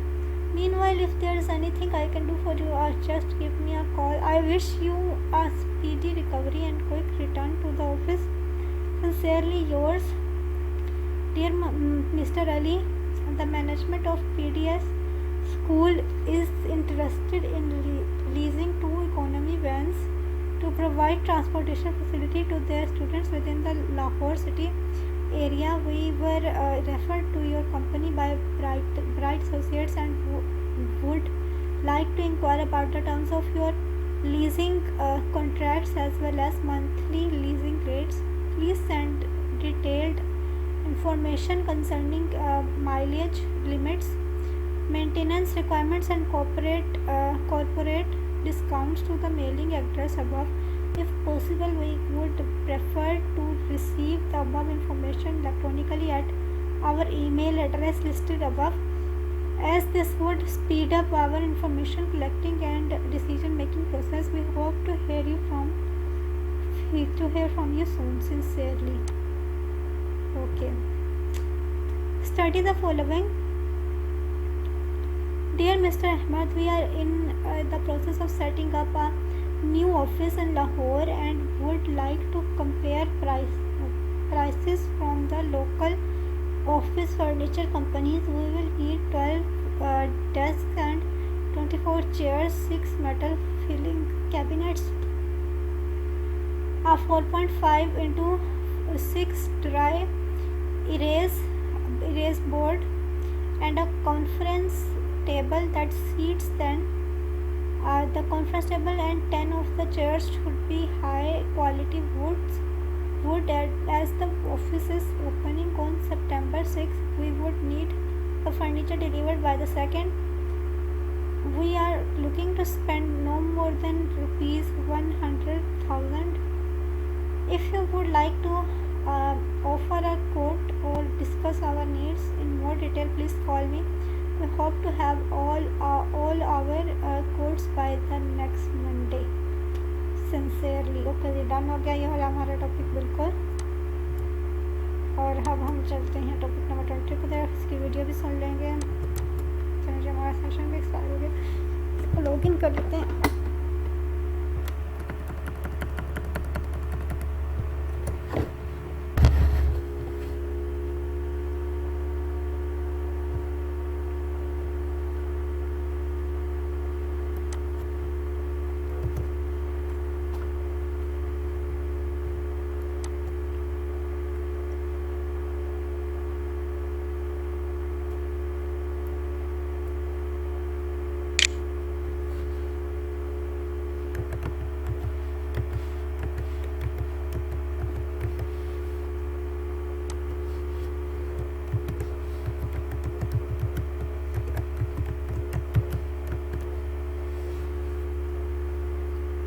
अब हम हैं अपने last topic पर जो mid term में आ रहा है उसमें सबसे लास्ट टॉपिक है हमारा इंग्लिश का ENG301 का।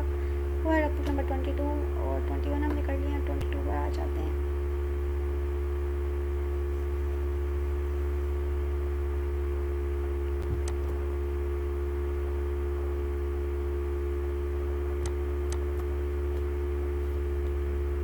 इसकी वीडियो सुन लेते हैं। इसका टॉपिक वही है, letter writing.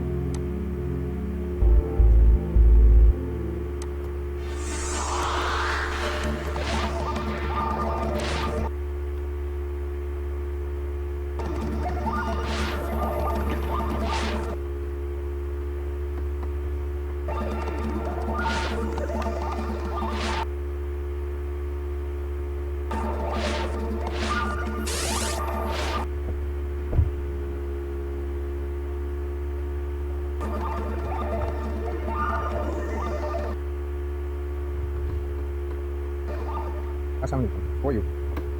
Order letter. How to place an order is our today's topic. We have discussed inquiry letter, and while discussing inquiry letters, we discuss buying inquiries. Buying inquiries are the inquiries in which you show your interest for some services or some product, and you seek information regarding their prices and other features. So you have received the information and you are well satisfied with the product and all the terms and conditions of the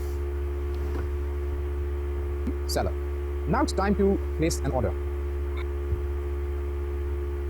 How do you place an order? Remember that order letter is basically a contract of selling and purchasing of goods or services. I have used the word contract because when you write an order letter or you place an order, in fact you are using the first part of offer into your letter. So when the seller takes the step, he by taking that step he completes the second part, and thus this buying and selling comes into a contract. So that's why we said that an order letter is actually a contract for selling and purchasing of any goods or services. Since it's a contract, it needs to be very accurate, very precise, and all the terms and conditions and all the things given into it should be given in a very clear manner, in a very definite manner. Whenever you have to think of placing an order, what is the first thing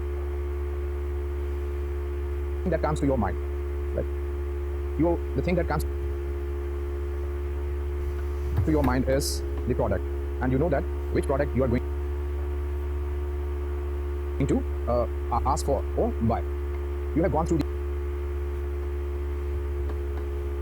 inquiry stage, and now you are very clear about all the description about that product or that services that you are going to have. So the very first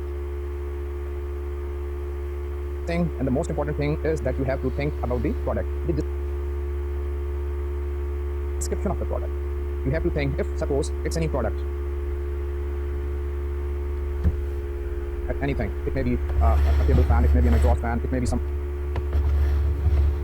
item of furniture, it may be some item of crockery, it may be some part of some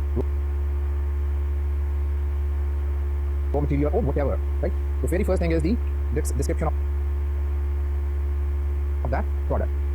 You are going to think about the quantity, you are going to think about the quality that you want, that is up to your requirement, that you have in your mind. In certain cases, you are going to think about the size, you are going to think about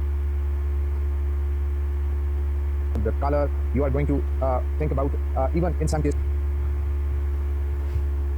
you simply have seen the product in some catalog of the sellers. So you think of that catalog number or prices number, whatever it is. At this stage, you actually pinpoint the product so that whenever it reaches your seller, it is known to him that what does the writer of this letter want. So it's very important that you are very clear about the product that you are going to buy or the services that you are going to hire. So after thinking about the description of the product, what next comes to your mind? Obviously, you are going to place an order. Remember that you have to place an order in a very definite term. I mean, the way you give an order is very important. Some of the organization use some printed form, some form which is called a purchase order. So there are certain this form is in a tabular form. They say simply fill in the blanks. Some of the seller provide an order form to the buyer. So again, all the description is there. The buyer need to fill in the blank. But in some cases, the order letter has to be written on white paper. When it has to be written on white paper, you have to think all the description. If you have to, you need to describe your product or services in detail. So it's better that you use a tabular form. So it can give you access to have a place for each item, for description you have place, for the individual cost of the product, for the total cost of the product, you have certain places for it. So tabular form is very easy for things, for products which require a lot of detail. Maybe in some time you only need to name the mention the name of the thing, and in that case you need not use any tabular form. However, tabular form in most of the cases is quite handy, quite helpful in giving all the description about the product. So as I just said, that the first thing about the product is to think of the product and to focus the product, to describe the product in such a way that your reader understands the product and he easily recognizes your order. After the product, what comes next to your mind? You have to mention the method of transportation. Either you are going to give some shipping address. So if you are going to give some shipping address, tell the reader that he should send the words to the address given above or given below. After shipping address, you need to tell the reader that how do you want those product to reach their destination. So you have to mention the method of transportation. We have different things, different carrier. For example, it may be an air cargo, it may be a shipping cargo, it may be some railways, some trucking agency, some courier. So whatever shipping arrangement you want, you have to mention. Remember that the choice of shipping arrangement also depends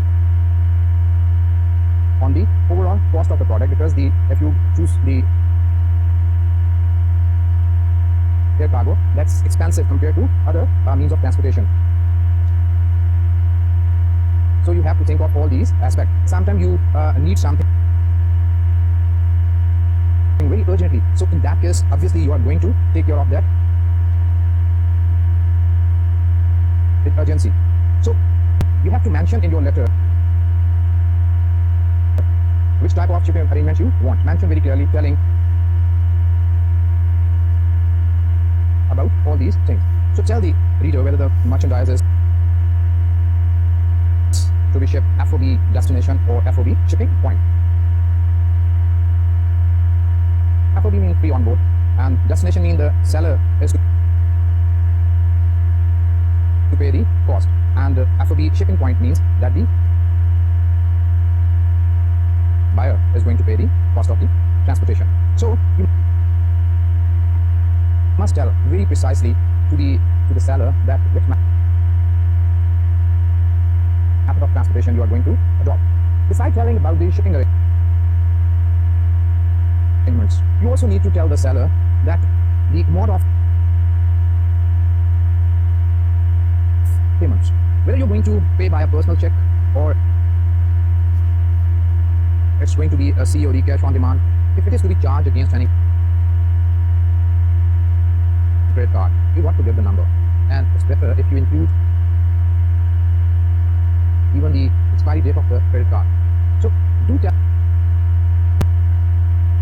the seller about the mode of payment. He must know that how you are going to pay. If there is already any settlement between you and the seller, do mention it. And one thing more, if there is any discount arrangement that has already taken place in the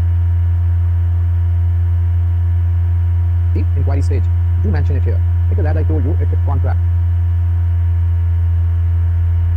So when it is a contract, it means that each and every specification, terms and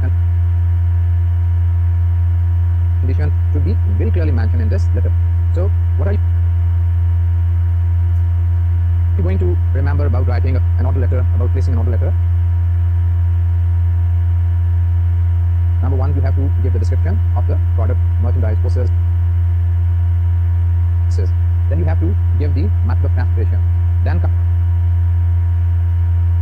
comes the mode of payment, and in mode of payment you are going to tell how the seller is going to have his payment, through any personal check or through bank or through any credit card or in any other means, right? All the things are going to be taken off credit. So after giving this mode of payment, then comes the date of delivery, the time when you want the goods, merchandise, services to receive. This is very important. If you place an order without mentioning, simply say that send us the following item, buy this means, and the check is included, or whatever, you include all other things, and you do not mention the time of delivery, that when you want the goods to reach you, this type of an order letter is going to create a chaos problem for you. For example, you wanted the merchandise to reach you before a certain occasion, let's say Eid, right? You are dealing in garments and you had placed an order for coming Eid session, but what happened is you failed to mention the date, and the seller sent the goods after Eid, so you lose your business before Eid and you are in trouble, and you can't do anything because you were failed to mention the time of delivery, that one when you wanted the goods to reach you. So this thing is also very much important. Each and every clause of an order letter is very important. It's a very sensitive issue, because if you do not take care to it, you are going to put yourself into trouble. So think of this, think of the description, think of how you're going to pay the seller, and then how you are going to get those goods, how the goods are going to be shipped, and then the time of delivery when you want the goods to reach you. After that, sometime you have placed an order for very very sensitive goods. I mean the goods that are breakable. So it's better that you make you describe in the letter that how the goods should be packed. So packing instruction must be given. Besides giving packing instructions, sometimes you also need to give some instruction about insurance. You want the goods to be insured. So if you have this very thing in your mind, it's better that you also mention. You just need to write one sentence. Sometimes a part of a sentence that the good must be insured before sending. So writing such a sentence can ensure your product. So if you want to give instructions to the seller regarding insurance, so do mention in your letter. Then besides these things, sometime you want to give some other instruction about some sale tax to be included into the total amount or whatever. So whatever is to be given, you have to mention in the order letter. All the description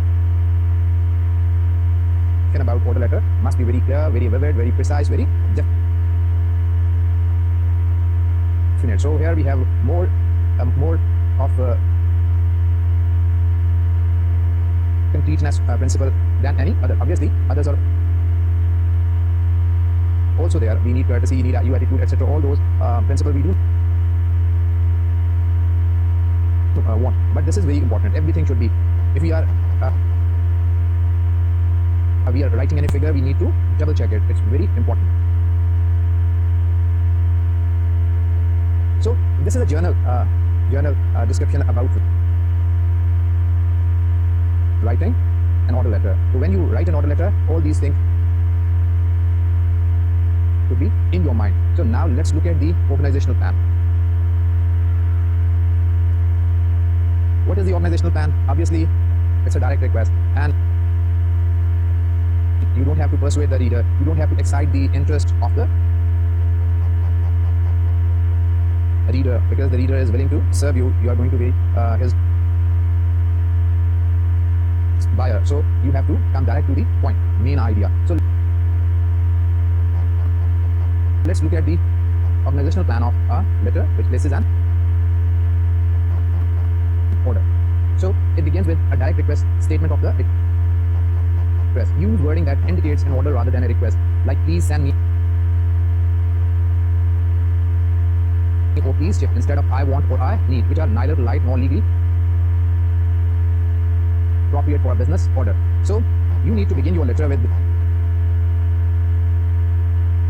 beginning like please send me the following letter. Sometimes you write in a very casual manner, like I want to buy this. So, and you sometimes you begin your letter in a way that seems that you are just beating about the bush. You may mention that you are enclosing a check for a certain amount of the product, but the way you have started the letter is not definite. So be very precise. Use these words. Please send me the following items, or please ship me the following items. So normally when we are using any printed form, such words are already written in the starting the body, that please ship the following item, or please send us the following item. So in some cases we begin our letter referring to the inquiry, for example. In that case, our beginning can be like this: thank you very much for your letter of certain date regarding crockery items. So this type of a beginning can be also possible in such a letter. You give a relationship to the reader about your previous correspondence with him. So you can adopt any method to begin your letter. It may be this one, as I just said, that thank you very much for your letter regarding the product so and so, and or it can be please send us the following item, please ship us the following item. But don't use I want others, because this is a legal contract, and legal contract means that the intention must be given very precisely and very accurately. If it does not, it fails to achieve its purpose, and sometimes we are not able to defend our case. So your beginning very definite. Second thing is open with a general description of your order that encompasses all the details. So tell the reader that you want to place an order for crockery item, for any auto parts, for any garments. Generally, in this way,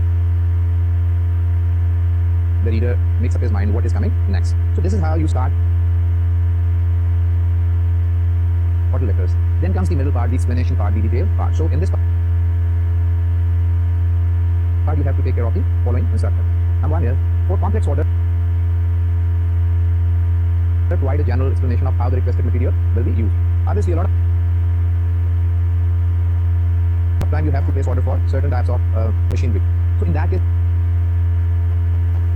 you need to be as precise as possible. You have to send some drawings with your letter so that the reader could pinpoint the type of machine that you looking for and that you want. So it's very important that in case of any complex order, place the exact specification and include anything that can help the reader to understand what you want to buy. Then provide all specification,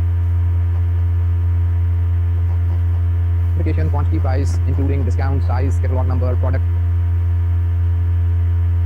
description, shipping instruction, date and place, arrangement for payment, method, time, deposit and cost, total, etc. So this is what the middle part is, as I just told you. For example, placing an order for a certain pedestal fan, tell that you want a pedestal fan, tell that you want a ceiling fan, give other specification, give color. Sometimes it happens that a company manufacture a different quality of a certain product. So in that case, you must pinpoint that which type of the quality you are going for.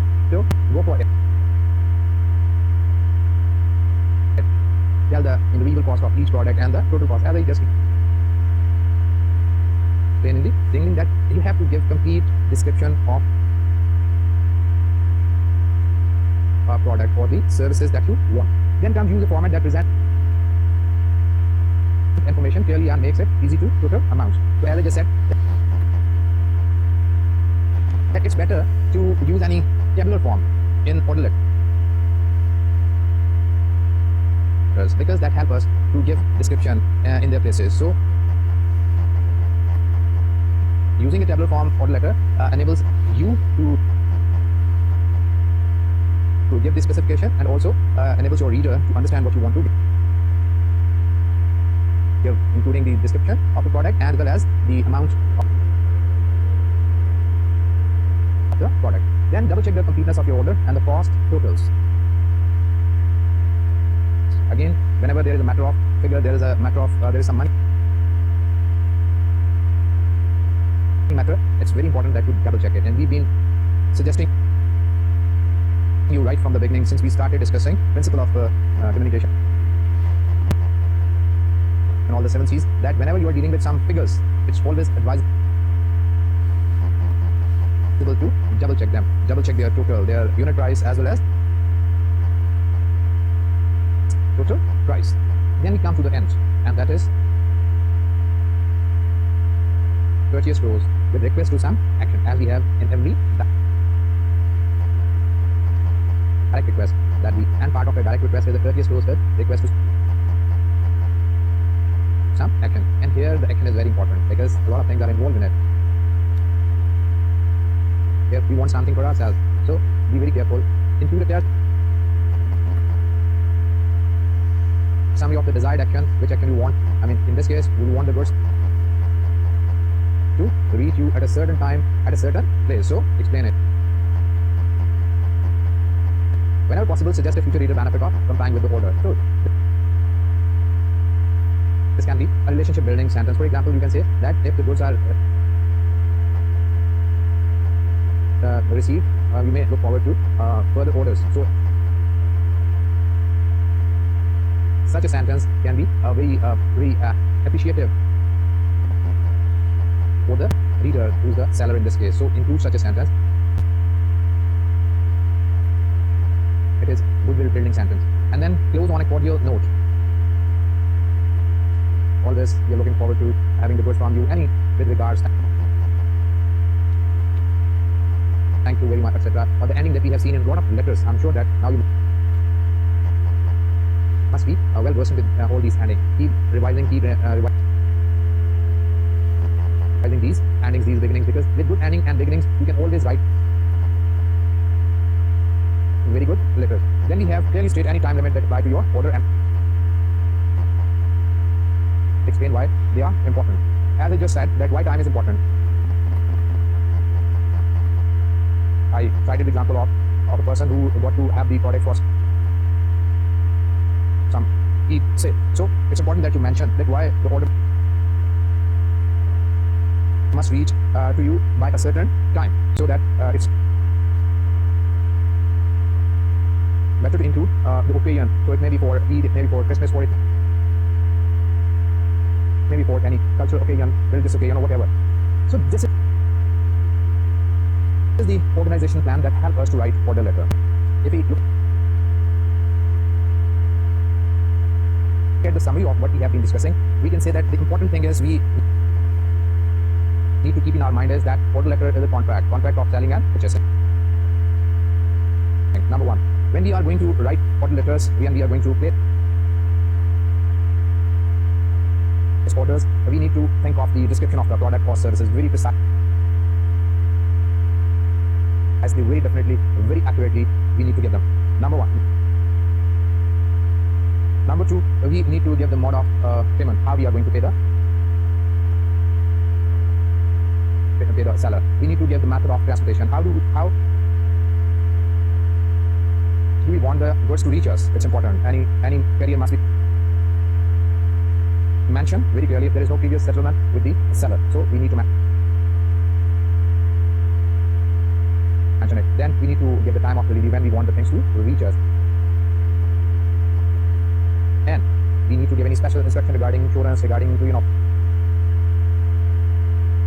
sales tax or any other tax, and packing arrangements. Maybe we sometimes want to give some instruction regarding packing. The goods may be, for example, we are placing an order for crockery item. They are very easily breakable, so it's better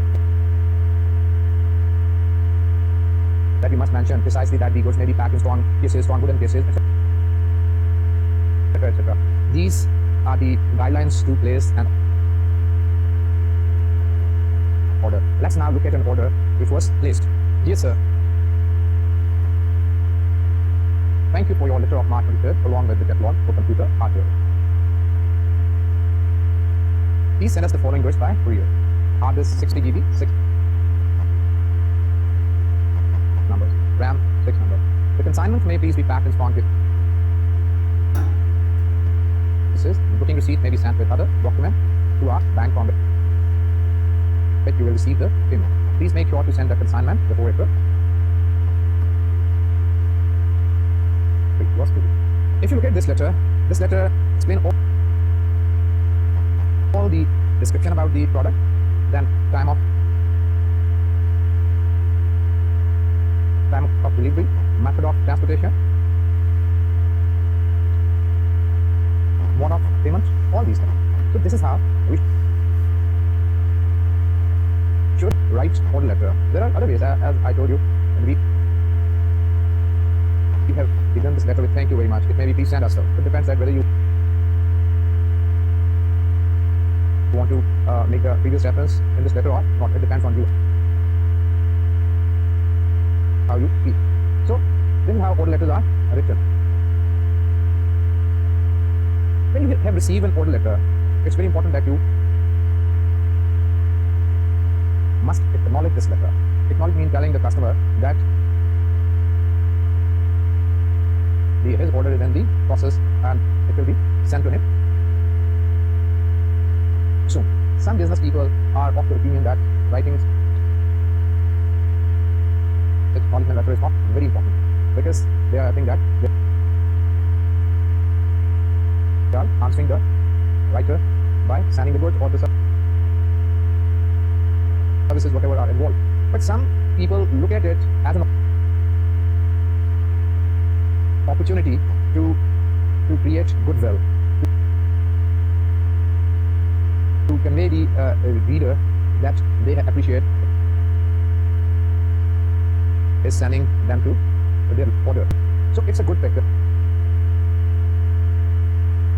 of writing acknowledgement letter. Acknowledgement letter in many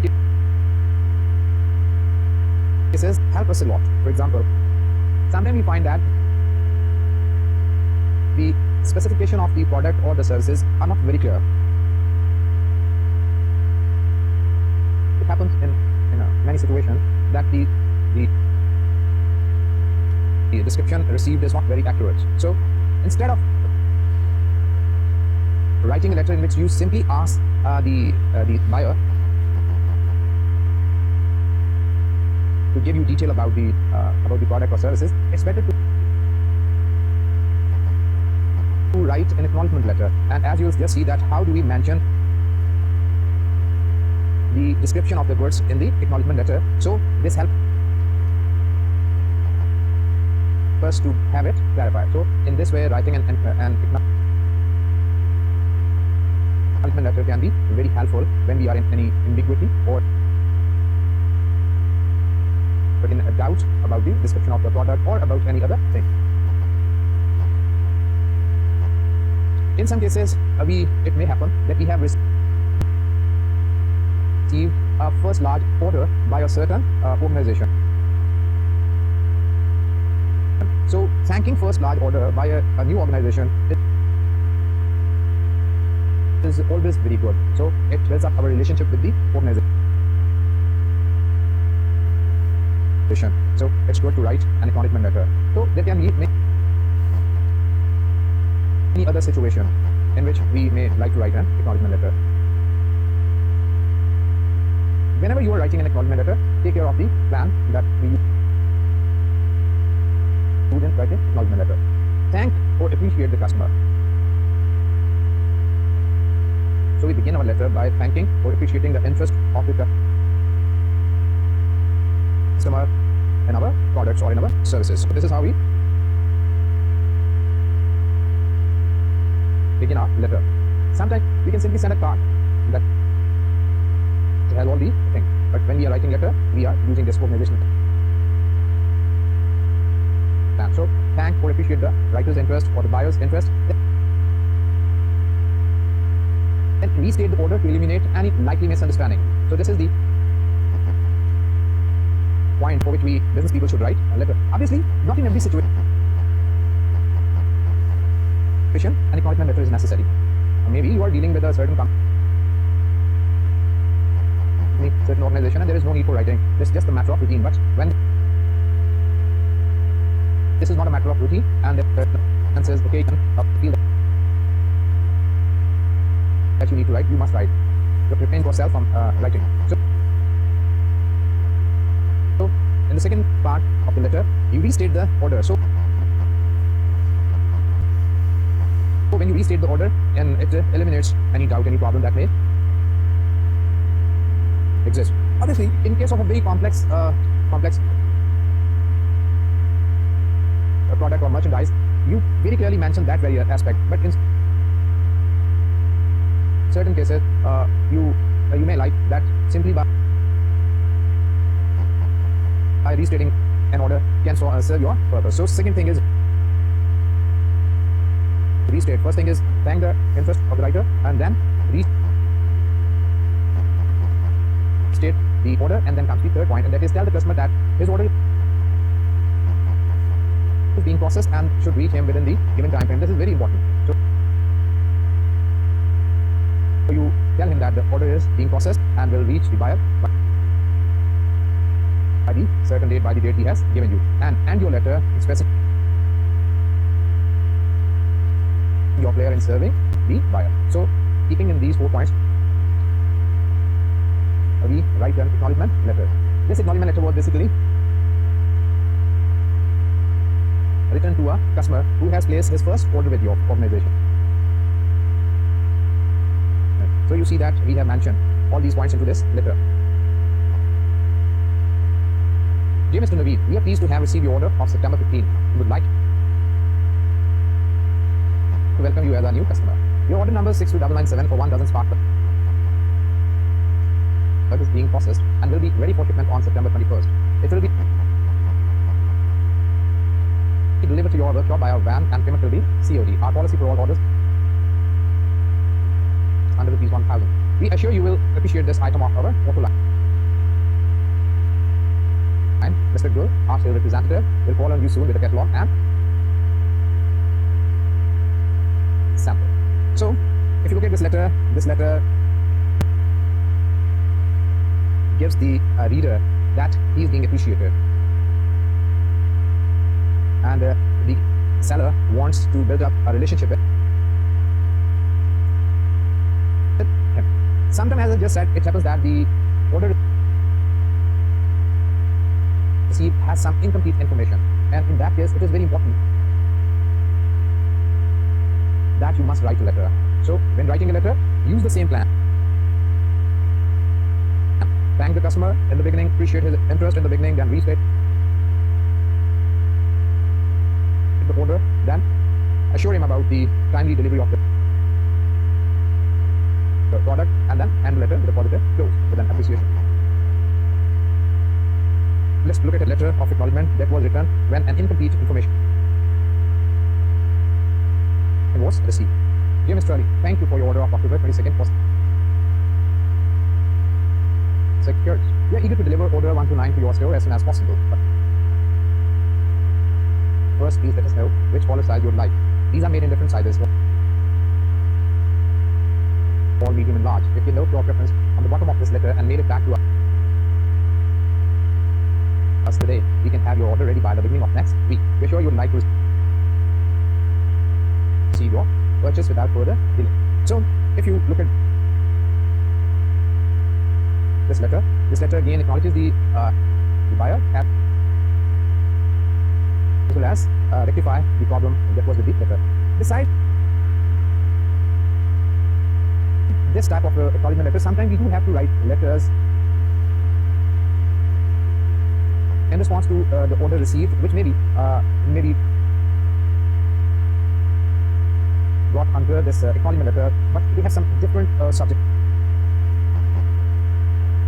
matter. For example, sometimes we receive an order for our product, but we do not sell our product to individual. We market our product to some certain distributors or our outlet. So in that case, we also need to write letters. These are the type of acknowledgement. Again, using the same plan for writing these letters, but mentioning that they can have the product to our distributor or from the outlet. But we need to appreciate the interest of the buyer. It's very important. Here we have a time to put sale into it, to put sale promotional material into letters. So this can be situation of writing acknowledgement letter. Again, sometimes it may happen that we receive an order, but we have changed the line. Obviously, in that case, we cannot fill the order. But since it's a chance to keep goodwill with the reader, with the buyer, so we can suggest the buyer that he or she may contact some other distributor or seller, and we can have a chance to introduce our products, our services to the inquirer of that product. So these can be different situations, but along with all these types of situations, there can be other possibility, and this possibility is that sometimes it may happen that we may have to refuse an order. We may have to say no to an order letter. So whenever we have to say no to an order letter, we are switching over to the inductive plan. And what is the inductive plan? Inductive plan includes that we have to use buffer in the beginning. We have to give explanation. We have to give the decision given clearly in words or implied. And then we have to end the letter with a friendly close, right? So this can be the organizational plan. Let's look at the first organizational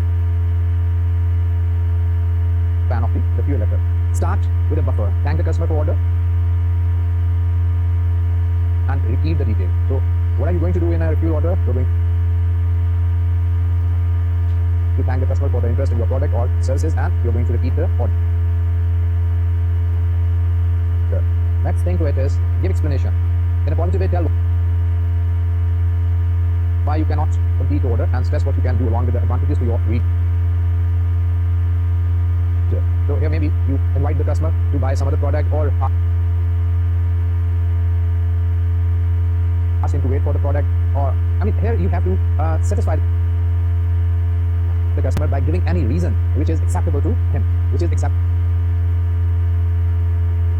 to his sense of justice, etc. So the third thing is say no. Many times your explanation will imply the no that is coming. Be sure the refuel is clear. As I said, I always say when I discuss the organizational inductive organizational approach, that you have to say no, or sometimes it's employed, but it must be there. It must be very clear to the reader what you mean that you are going to refuse. And then again, the end with a buffer. Resell your organization, your product. So this is the time again for you to resell your organization. So let's look at a letter. Gentlemen, many thanks for your order of paper, valve, proceed. Breeze, window air conditioner. You can be sure that your decision to buy a CB was a decision to buy the best in the market. So if you look at this beginning, this is the beginning which appreciate the interest of the inquirer. And we give the explanation. Your order cannot be filled as the line has been discontinued. However, we offer you latest range of split air conditioner. This latest model has several improvements and new features. We now stock the new split air conditioner. This model has these improved features: remote controlled, heavy duty compressor, noiseless, available in 3 sizes. So you look at this, that the middle part of this letter give all the description. It has the resale in it. You are refusing one thing, that you have discontinued the line, and you are inviting to your other product. So now we come to the end of this letter. For all these advantages, this split air conditioner is inexpensive. This sentence is in fact stimulating the reader to take an action. To give your approval for shipment, just call me at 000-111 any weekday between 9 and 5. I'll have it on its way to you the same day. I look forward to hearing from you soon. So this is a letter of refusal. Refusal in one way, that refusing the order, but you are inviting the reader to buy another product of you. Sometimes you may flatly refuse. Flatly refuse means that you may completely refuse the item, that you do not sell that item, or you do not provide that certain services to the customer. So it may happen. So we have gone through order letter. Order letter, how to place an order. Order letter is, as I just said, is a contract of selling and purchasing. It tells it tells the reader that we want to buy the product of the organization, or we want to buy his services. So it's a very sensitive letter, as I am time and again repeating this thing, that you have to write these letters very clearly with accurately. All the information given in this letter must be very accurate, must be rechecked, double checked, and whatever. when we write order letter, we take care of few things about the description of the product or services. We take care of the time of delivery. We take care of the method of transportation. We take care of the mode of payment. We take care of the packing of the product and any other instruction that we want to take regarding, as I'm repeating, regarding taxes, insurance, etc. So, and when we write order letter, we write order letter in a very definite way. We begin letter by giving a very definite instruction to the reader. And what is please send me, please ship me, or we mention any previous reference as it was there in the letters that we read. So order letter have this part in the beginning. Then we have acknowledgement letters. In acknowledgement letter, what we do in acknowledgement letter, we simply thank the customer that we appreciate his interest in our product. After having thanked the customer, what we do, we restate the order. Restate the order means that we want to clarify any sort of doubt regarding the letter. If we feel that there is any doubt, this part of the letter helps us in resolving the doubt. And then we assure the reader that the order is being processed, so that the reader may know that the goods or services will timely reach him. Then we end the letter with the positive close. So similarly, we come to the letter of refusal. In letter of refusal, we use the inductive plan, buffer in the beginning, then explanation, then by decision or direct decision, and then appreciation. Again, a sort of buffer. So let's look at a letter and see, rather tell me, is it a good order letter? Whether the writer of this letter has placed the order keeping all these things in his mind. For example, let's hear. Dear sir, please send me the plastic terrace chairs which is so advertised for rupees 5,000. We have recently constructed the new house with a beautiful terrace, and terrace chair would be a wonderful addition to its setting. My check is enclosed. So if you look at this type of a letter, you will certainly feel that this type of a letter does have a check in it. I mean, the payment is there, but it has not mentioned that the method of transportation is not mentioned. Where do you want? You should have mentioned, please send the merchandise to the certain address, to the address given at the top, or address below. And beside the plastic, the chairs can be of different colors, of different types. So you have not, the writer of this letter has not clearly mentioned all these things. So it lacks description. It failed to achieve its purposes. The reader of such a letter will be in doubt, and another communication is now essential. The seller will have to write a letter to the buyer by asking him to send him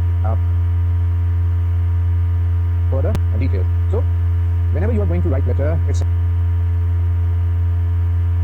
important that you keep all those guidelines that we've been discussing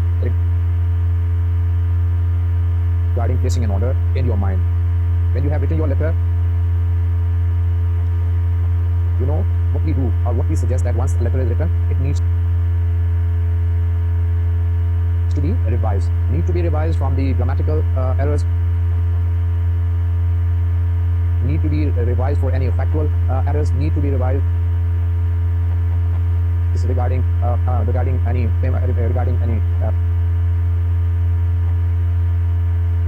a total of figures, etc., whatever. So the revision helps the reader, helps the writer of such a letter to write complete letter. So today we have discussed order letter, how to place an order letter. Then we discussed acknowledgement letters, how to answer order letters. As I said,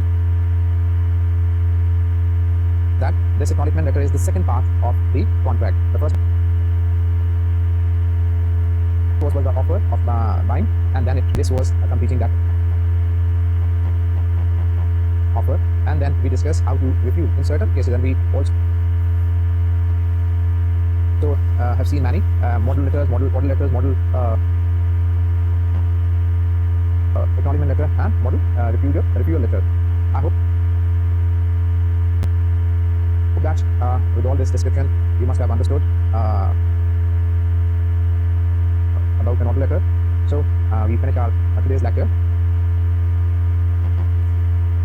with this, and in the next lecture we will be discussing the next topic. Thank you very much for today. God bless.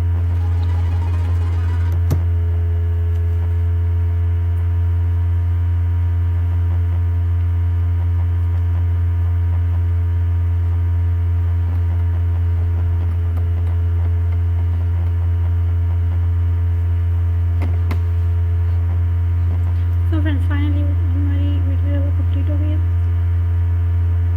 हम लोग चलते हैं अपने reading की तरफ।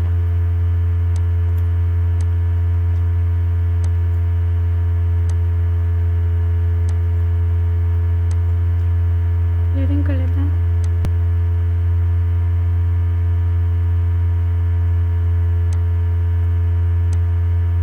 So introduction for यहाँ पर इसका लेसन नंबर 22 है और लेटर राइटिंग की इसका टॉपिक है। फॉर राइटिंग इंट्रोडक्शन में for writing letters there are certain things which should be kept in mind. The letter should contain complete accurate information and order. An order letter is a contract of selling and purchasing or services.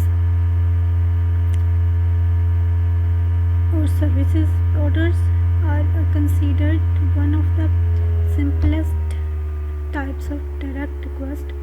While placing an order, you need not excite your readers' interest. Just state your needs clearly and directly. ठीक है, आगे चलते हैं। Placing orders. Many companies use special forms for ordering merchandise or service.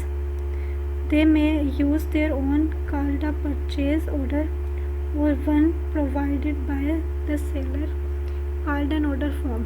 These forms have blank spaces to ensure the inclusion of all necessary information. Their advantage is that they enable a company to number and so carefully file all expenditures.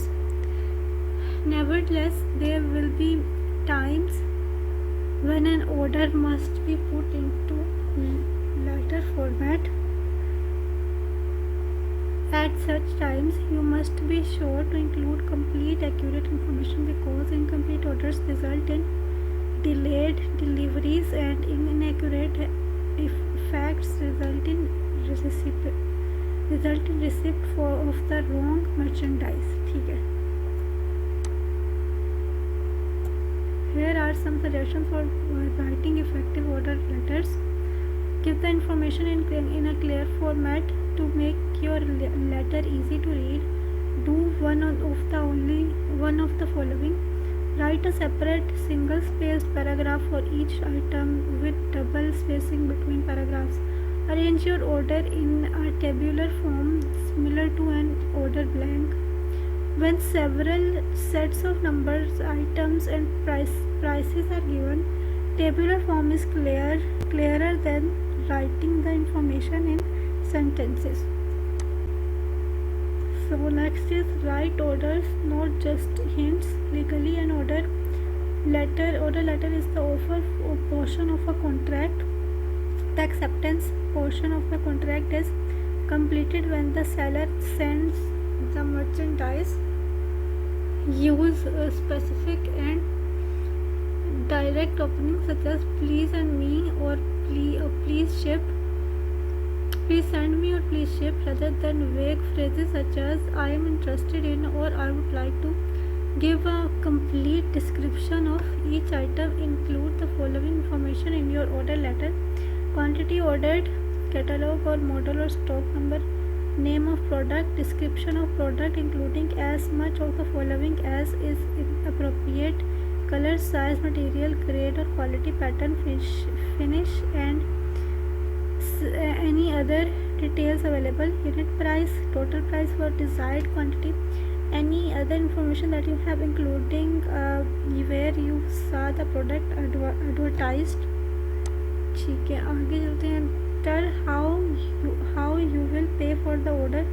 Mode of payment, give the mode of payment to be used: personal check, COD, money order or credit card. Be sure to add any shipping charges and sales tax that may be part of the total cost. If you want the item charged to a credit card, give the credit card number and the expiry date. Also, if the printed name on the credit card differs from the signature and typed name on the letter, be sure to give the exact name of the card holder. Merchandise is shipped FOB destination or FOB shipping point. The initials FOB stand for free on board. If merchandise is shipped FOB shipping point, the buyer pays shipping charges over and above the cost of the merchandise. If merchandise is shipped FOB destination, the seller pays the shipping charges and they are included in the price of the merchandise. ठीक है, आगे चलते हैं. Tell where, when and how you want the merchandise shipped. Give the shipping address or say that you want the merchandise sent to the address above your return address or below. If your address is typed below your typed signature, if you need the order by a certain date, be sure to include that date in your order letter. And if you have a preference, include the method of shipment. Otherwise, the seller will choose the shipping method and will send the merchandise when it is convenient. For example, you may need the merchandise in a hurry and be willing to pay the extra cost of air express. Study the following letter. You will note that such letter with incomplete information would run into trouble. Okay. Dear sir, please send me one of your weather vanes which I saw advertised for ₹1000. We have recently repainted our garage and a weather vane would be wonderful finishing touch. My check is enclosed. Sincerely yours. Giving in view the above point, you must plan your order letter thus: a direct statement of the request. Use wording that indicates an order rather than a request. Please send me or please ship instead of I want or I need, which are neither polite or nor legally appropriate or for a business order. Open with a general description of your order that encompasses all the details. ठीक है, तो हमारे पास be justification, explanation and details. For complex order, provide a general explanation of how the requested material will be used. Provide all specifications, quantity, price including discount, size, catalog number, product descriptions, shipping instructions, date and place, arrangements for payments, method, time, deposits and cost totals. Use a format that presents information clearly and makes it easy to total amounts. Double check the completeness of your order and the cost totals. Courteous courteous clause with request for specific action. Include a clear summary of your desired action whenever possible. Suggest a future reader a benefit of complying with the order. Choose a cordial note. Clearly state any time limits that apply to your order and explain why they are. important. Look at another example. Dear sir, thank you for your letter of March 23 along with the catalog for computer hardware. Please send us the following goods by TCS Land Cargo Service: hard disk 60 GB 6 nose, RAM 256 MB 6 nose. ठीक है. The consignment may please be packed in strong cases. The book receipt may be sent with the other document through our bank from which you will receive the payment in cash. Please make sure to send the consignment before April 3. Yours truly. Okay, आगे चलते हैं. Acknowledging an order. Acknowledging an order is a profitable practice. An order acknowledgement does several important functions. A letter acknowledging an order provides an excellent opportunity to resell your product and your organization. Some organizations think such replies necessary. However, orders may not be routine for the buyer. The acknowledgement completes the valid contract between the buyer and the seller. An acknowledgement should always be sent promptly. An acknowledgement is usually sent as a an acknowledgement is usually sent as a form reply in the form of a postal card, an acknowledgement form, a duplicate invoice, and individual letter. While answering, use the following plan: thank or appreciate the customer, restate the order or eliminate any likely misunderstanding. Tell the customer that his order is being processed and should reach him within the given time frame. Express your pleasure in serving him in several situations.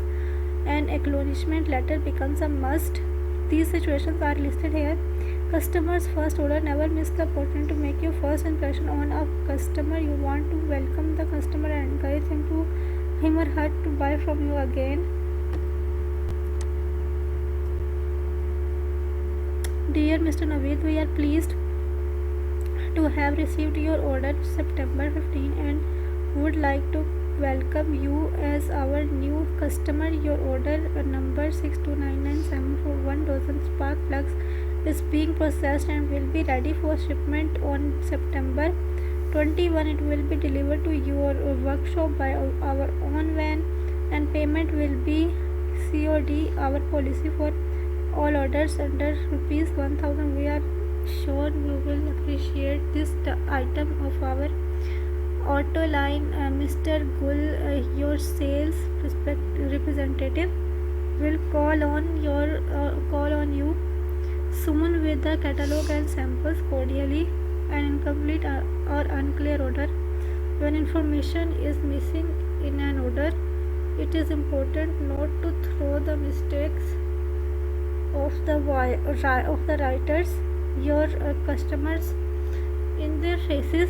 Don't tell your customers they forgot. Just ask for the information you need to fill the order and encourage a quick response by enclosing a reply envelope. Okay, dear Mr. Ali, thank you for your order of October 22 for 6 shirts in black color. We are eager to deliver order number 129 to your store as soon as possible. But first, please let us know which collar size you would like. These shirts are made both in free size and different sizes, small, medium, large. If you note your preference on the bottom of this letter and mail it back to us today, we can have your order ready by the beginning of the next week. We are sure you would like to receive your purchase without further delay. Sincerely yours. Okay, acknowledging a large order situation. The sales manager, Ravi Publishing Company, Mr. Wasim, has just received the big order from Mr. Kamran for accounting textbooks. Wasim writes to acknowledge the order. Dear Mr. Kamran, thank you for your large order for ideal accounting 10 or 12. The ideal accounting is very popular. I think you will find ideals materials very easy to teach from, and I hope that you will receive outstanding results better than any of those of his competitors. We are now in the process of developing a form for the ideal program, and I'll see that you get advance information on it. I am sending you an advance copy of an article which will appear in the October issue of Business Teacher. Bookkeeping and accounting are not the same. I hope you enjoy it. Please let me know if anything else is required. Thank you again for your confidence. Cordially yours. Okay. Orders requiring a delay in shipment. Occasionally an item will be out of stock and shipment will be delayed. You can help keep the customer's goodwill by telling when shipment can be expected. Consider the following. Dear sir, requests for our book Effective English Grammar and Composition have been overwhelming. As a result, we are temporarily out of copies. Nevertheless, the new printing is presently being prepared, and I have added your name to the mailing list to receive copy as soon as it is available. In the meantime, you may find a book by Professor Shibli to be of some help. The book entitled Common Errors in English, published by us. Yours faithfully. Partial delivery. When a partial shipment can be made, the customer must be informed that certain items have been back ordered. Again, the letter should assume the customer's willingness to wait, but it should also make an attempt to resell the merchandise by stressing its finer features without emphasizing the missing items. Consider the following example. Dear Mr. Ali, thank you for your recent order number 622. We are always especially delighted to serve an old friend your 6 pairs of Chinese earrings, item 15B, and 1 dozen primrose necklace, item 8A, have been shipped by TCS and should arrive at your boutique within the week. Unfortunately, our stock of Chinese bangles bracelets item 90 has been depleted because of a delay in shipment from China. Our craftsmen have been at great pains to keep up with the demand for these intricate and finely wrought bracelets. We have put your 1 dozen bracelet on back order and hope to have them on their way to you before the end of the month. Very truly yours. Okay. Orders for products sold only through dealers. Although it may be your policy to sell your products only through dealers, it is never a good idea to use the phrase "it is our policy." A customer's reaction may be that you should change your policy. Just explain what your policy is. If you must get this idea across, say it is our practice instead. That phrase isn't quite as strong. Asking for substitute delivery. Dear Mr. Ahmed, thank you so much for ordering Parveen Shakir's outstanding collection. As you know, in the 5 years since its first publication, it has become a great appeal everywhere. Sadly, Khushbu is no longer in print, and I am returning your check for ₹200. But to satisfy your interest in poetry, I would like to suggest Sadberg, another fine book of the poetess, an alternative. If you would like a copy of Sadberg, which cost only ₹200, please let me know and I will immediately send it to you. Yours faithfully. Okay. आगे चलते हैं. Refusing an order. Some orders must be refused. It may be the policy of your organization to sell only through dealers, or the customer's account may be in unsatisfactory condition for you to ship the merchandise on credit. Letters refusing orders call for the indirect plan or the sandwich approach with the bad news in the middle. Use the following outline for these letters. Start with the buffer. Thank the customer for the order and repeat the details. Give an explanation in a positive way. Tell why you cannot complete the order and stress what you can do. Along with the advantages to the reader, offer to help the reader in any way you can. Give the name of the nearest dealer. Explain credit terms or offer an alternate solution. Say no many times. Your explanation will imply the no that is coming. Be sure the refusal is clear. Okay. And with a buffer, resell your organization and your products.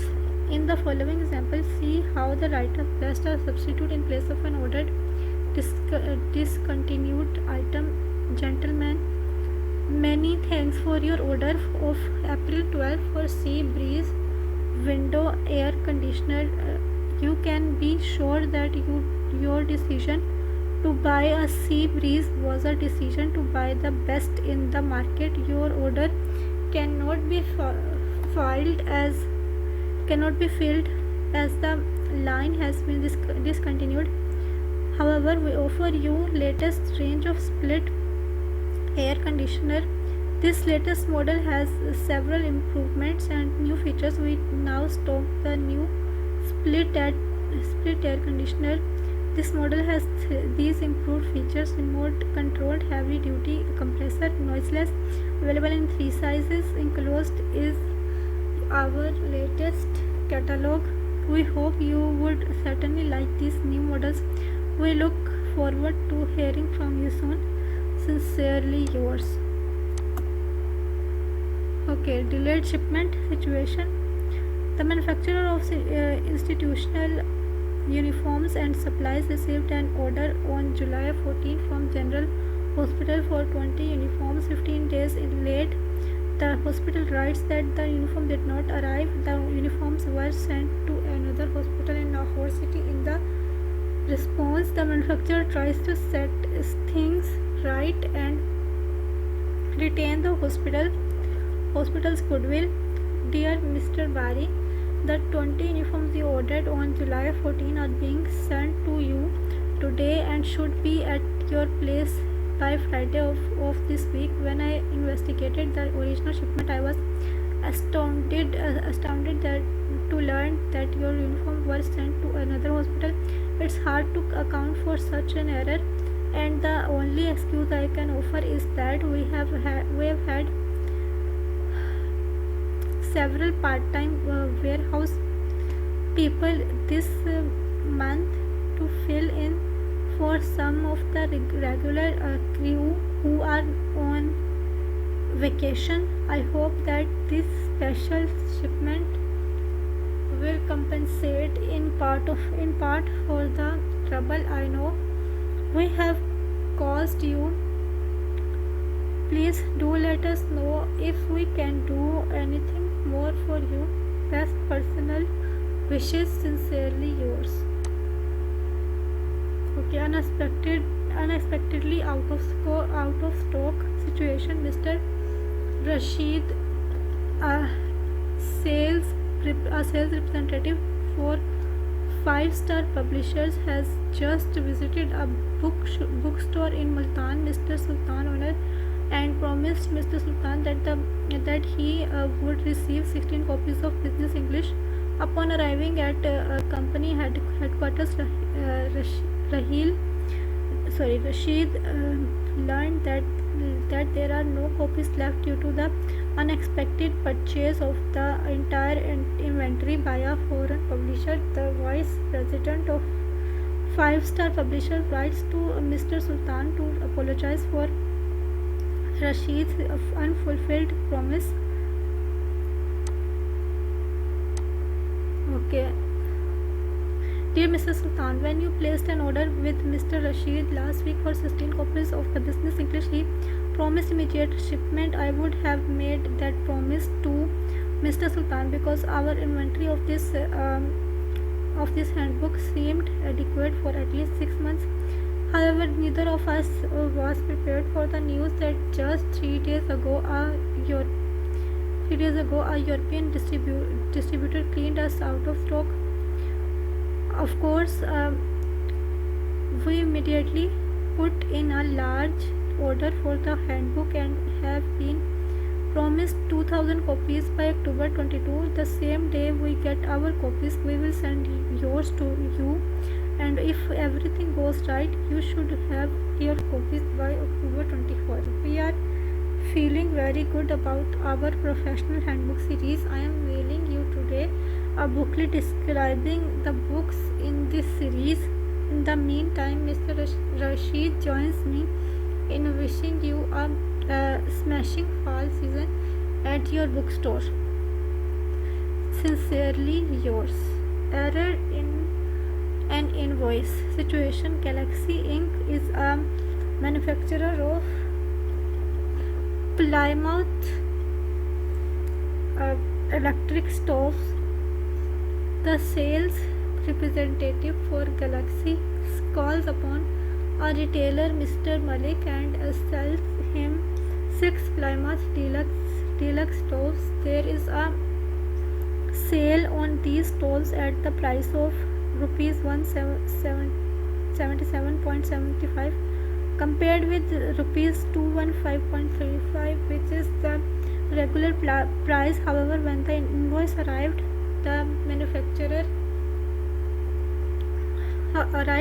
amount was rupees 1292.10, difference of rupees 225.60 more than the anticipated amount. Malik writes the manufacturer about the mistake. Gentlemen, when your representative Mr. Arif called on me in late April, he told me that you were offering a special price for rupees 177 on the Plymouth deluxe stove. I ordered 6.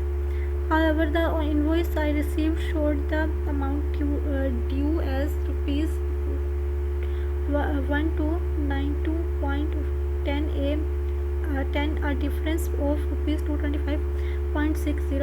I am enclosing a check for rupees 1066.50. Unless I hear from you to the contrary, I will assume that this is the correct amount. If this is not the case, I would like to cancel 3 of stoves. Very truly yours. Response regarding error in an invoice. In the same situation, dear Mr. Jafar, I am sorry about the mistake we made in our January 17 invoice. You are right, and the fault is mine. I have entered the amount on your ledger sheet as rupees 1066.50. Thank goodness the rupees 1292.10 had not been posted.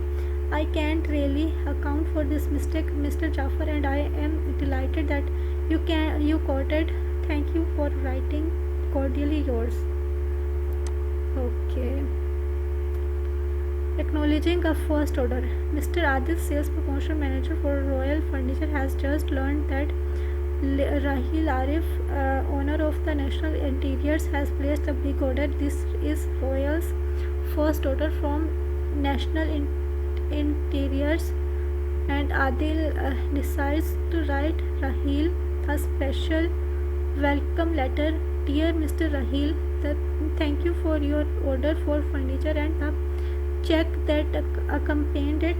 The furniture is being shipped today by special instructions for me. Our sales representative will call on you within the next couple of weeks to thank you in person. I think you will like Numan. He is extremely knowledgeable about our line of furniture, and he will be anxious to learn how he can be of help to you. In a separate mailing, I am sending you our just released pamphlet on our new line of Spacio furniture, outside living at its very best, sincerely yours. So friends, हमारा ये वाला topic भी हो गया complete अल्हम्दुलिल्लाह। हमारे 22 topics हो गए। ये मिड टर्म का सारा सिलेबस इंग्लिश का हो गया यहाँ पर। सो आप लोग अगर आप लोग को मेरी वीडियो अच्छी लगी तो मेरे चैनल को ज़रूर सब्सक्राइब करिएगा और मेरी वीडियो को लाइक भी कर दीजिएगा, ठीक है। और अगर कोई भी कमेंट करना हो तो कमेंट ज़रूर करिएगा, मैं जवाब ज़रूर देती हूँ, ठीक है। So thank you so much, अल्लाह हाफिज़।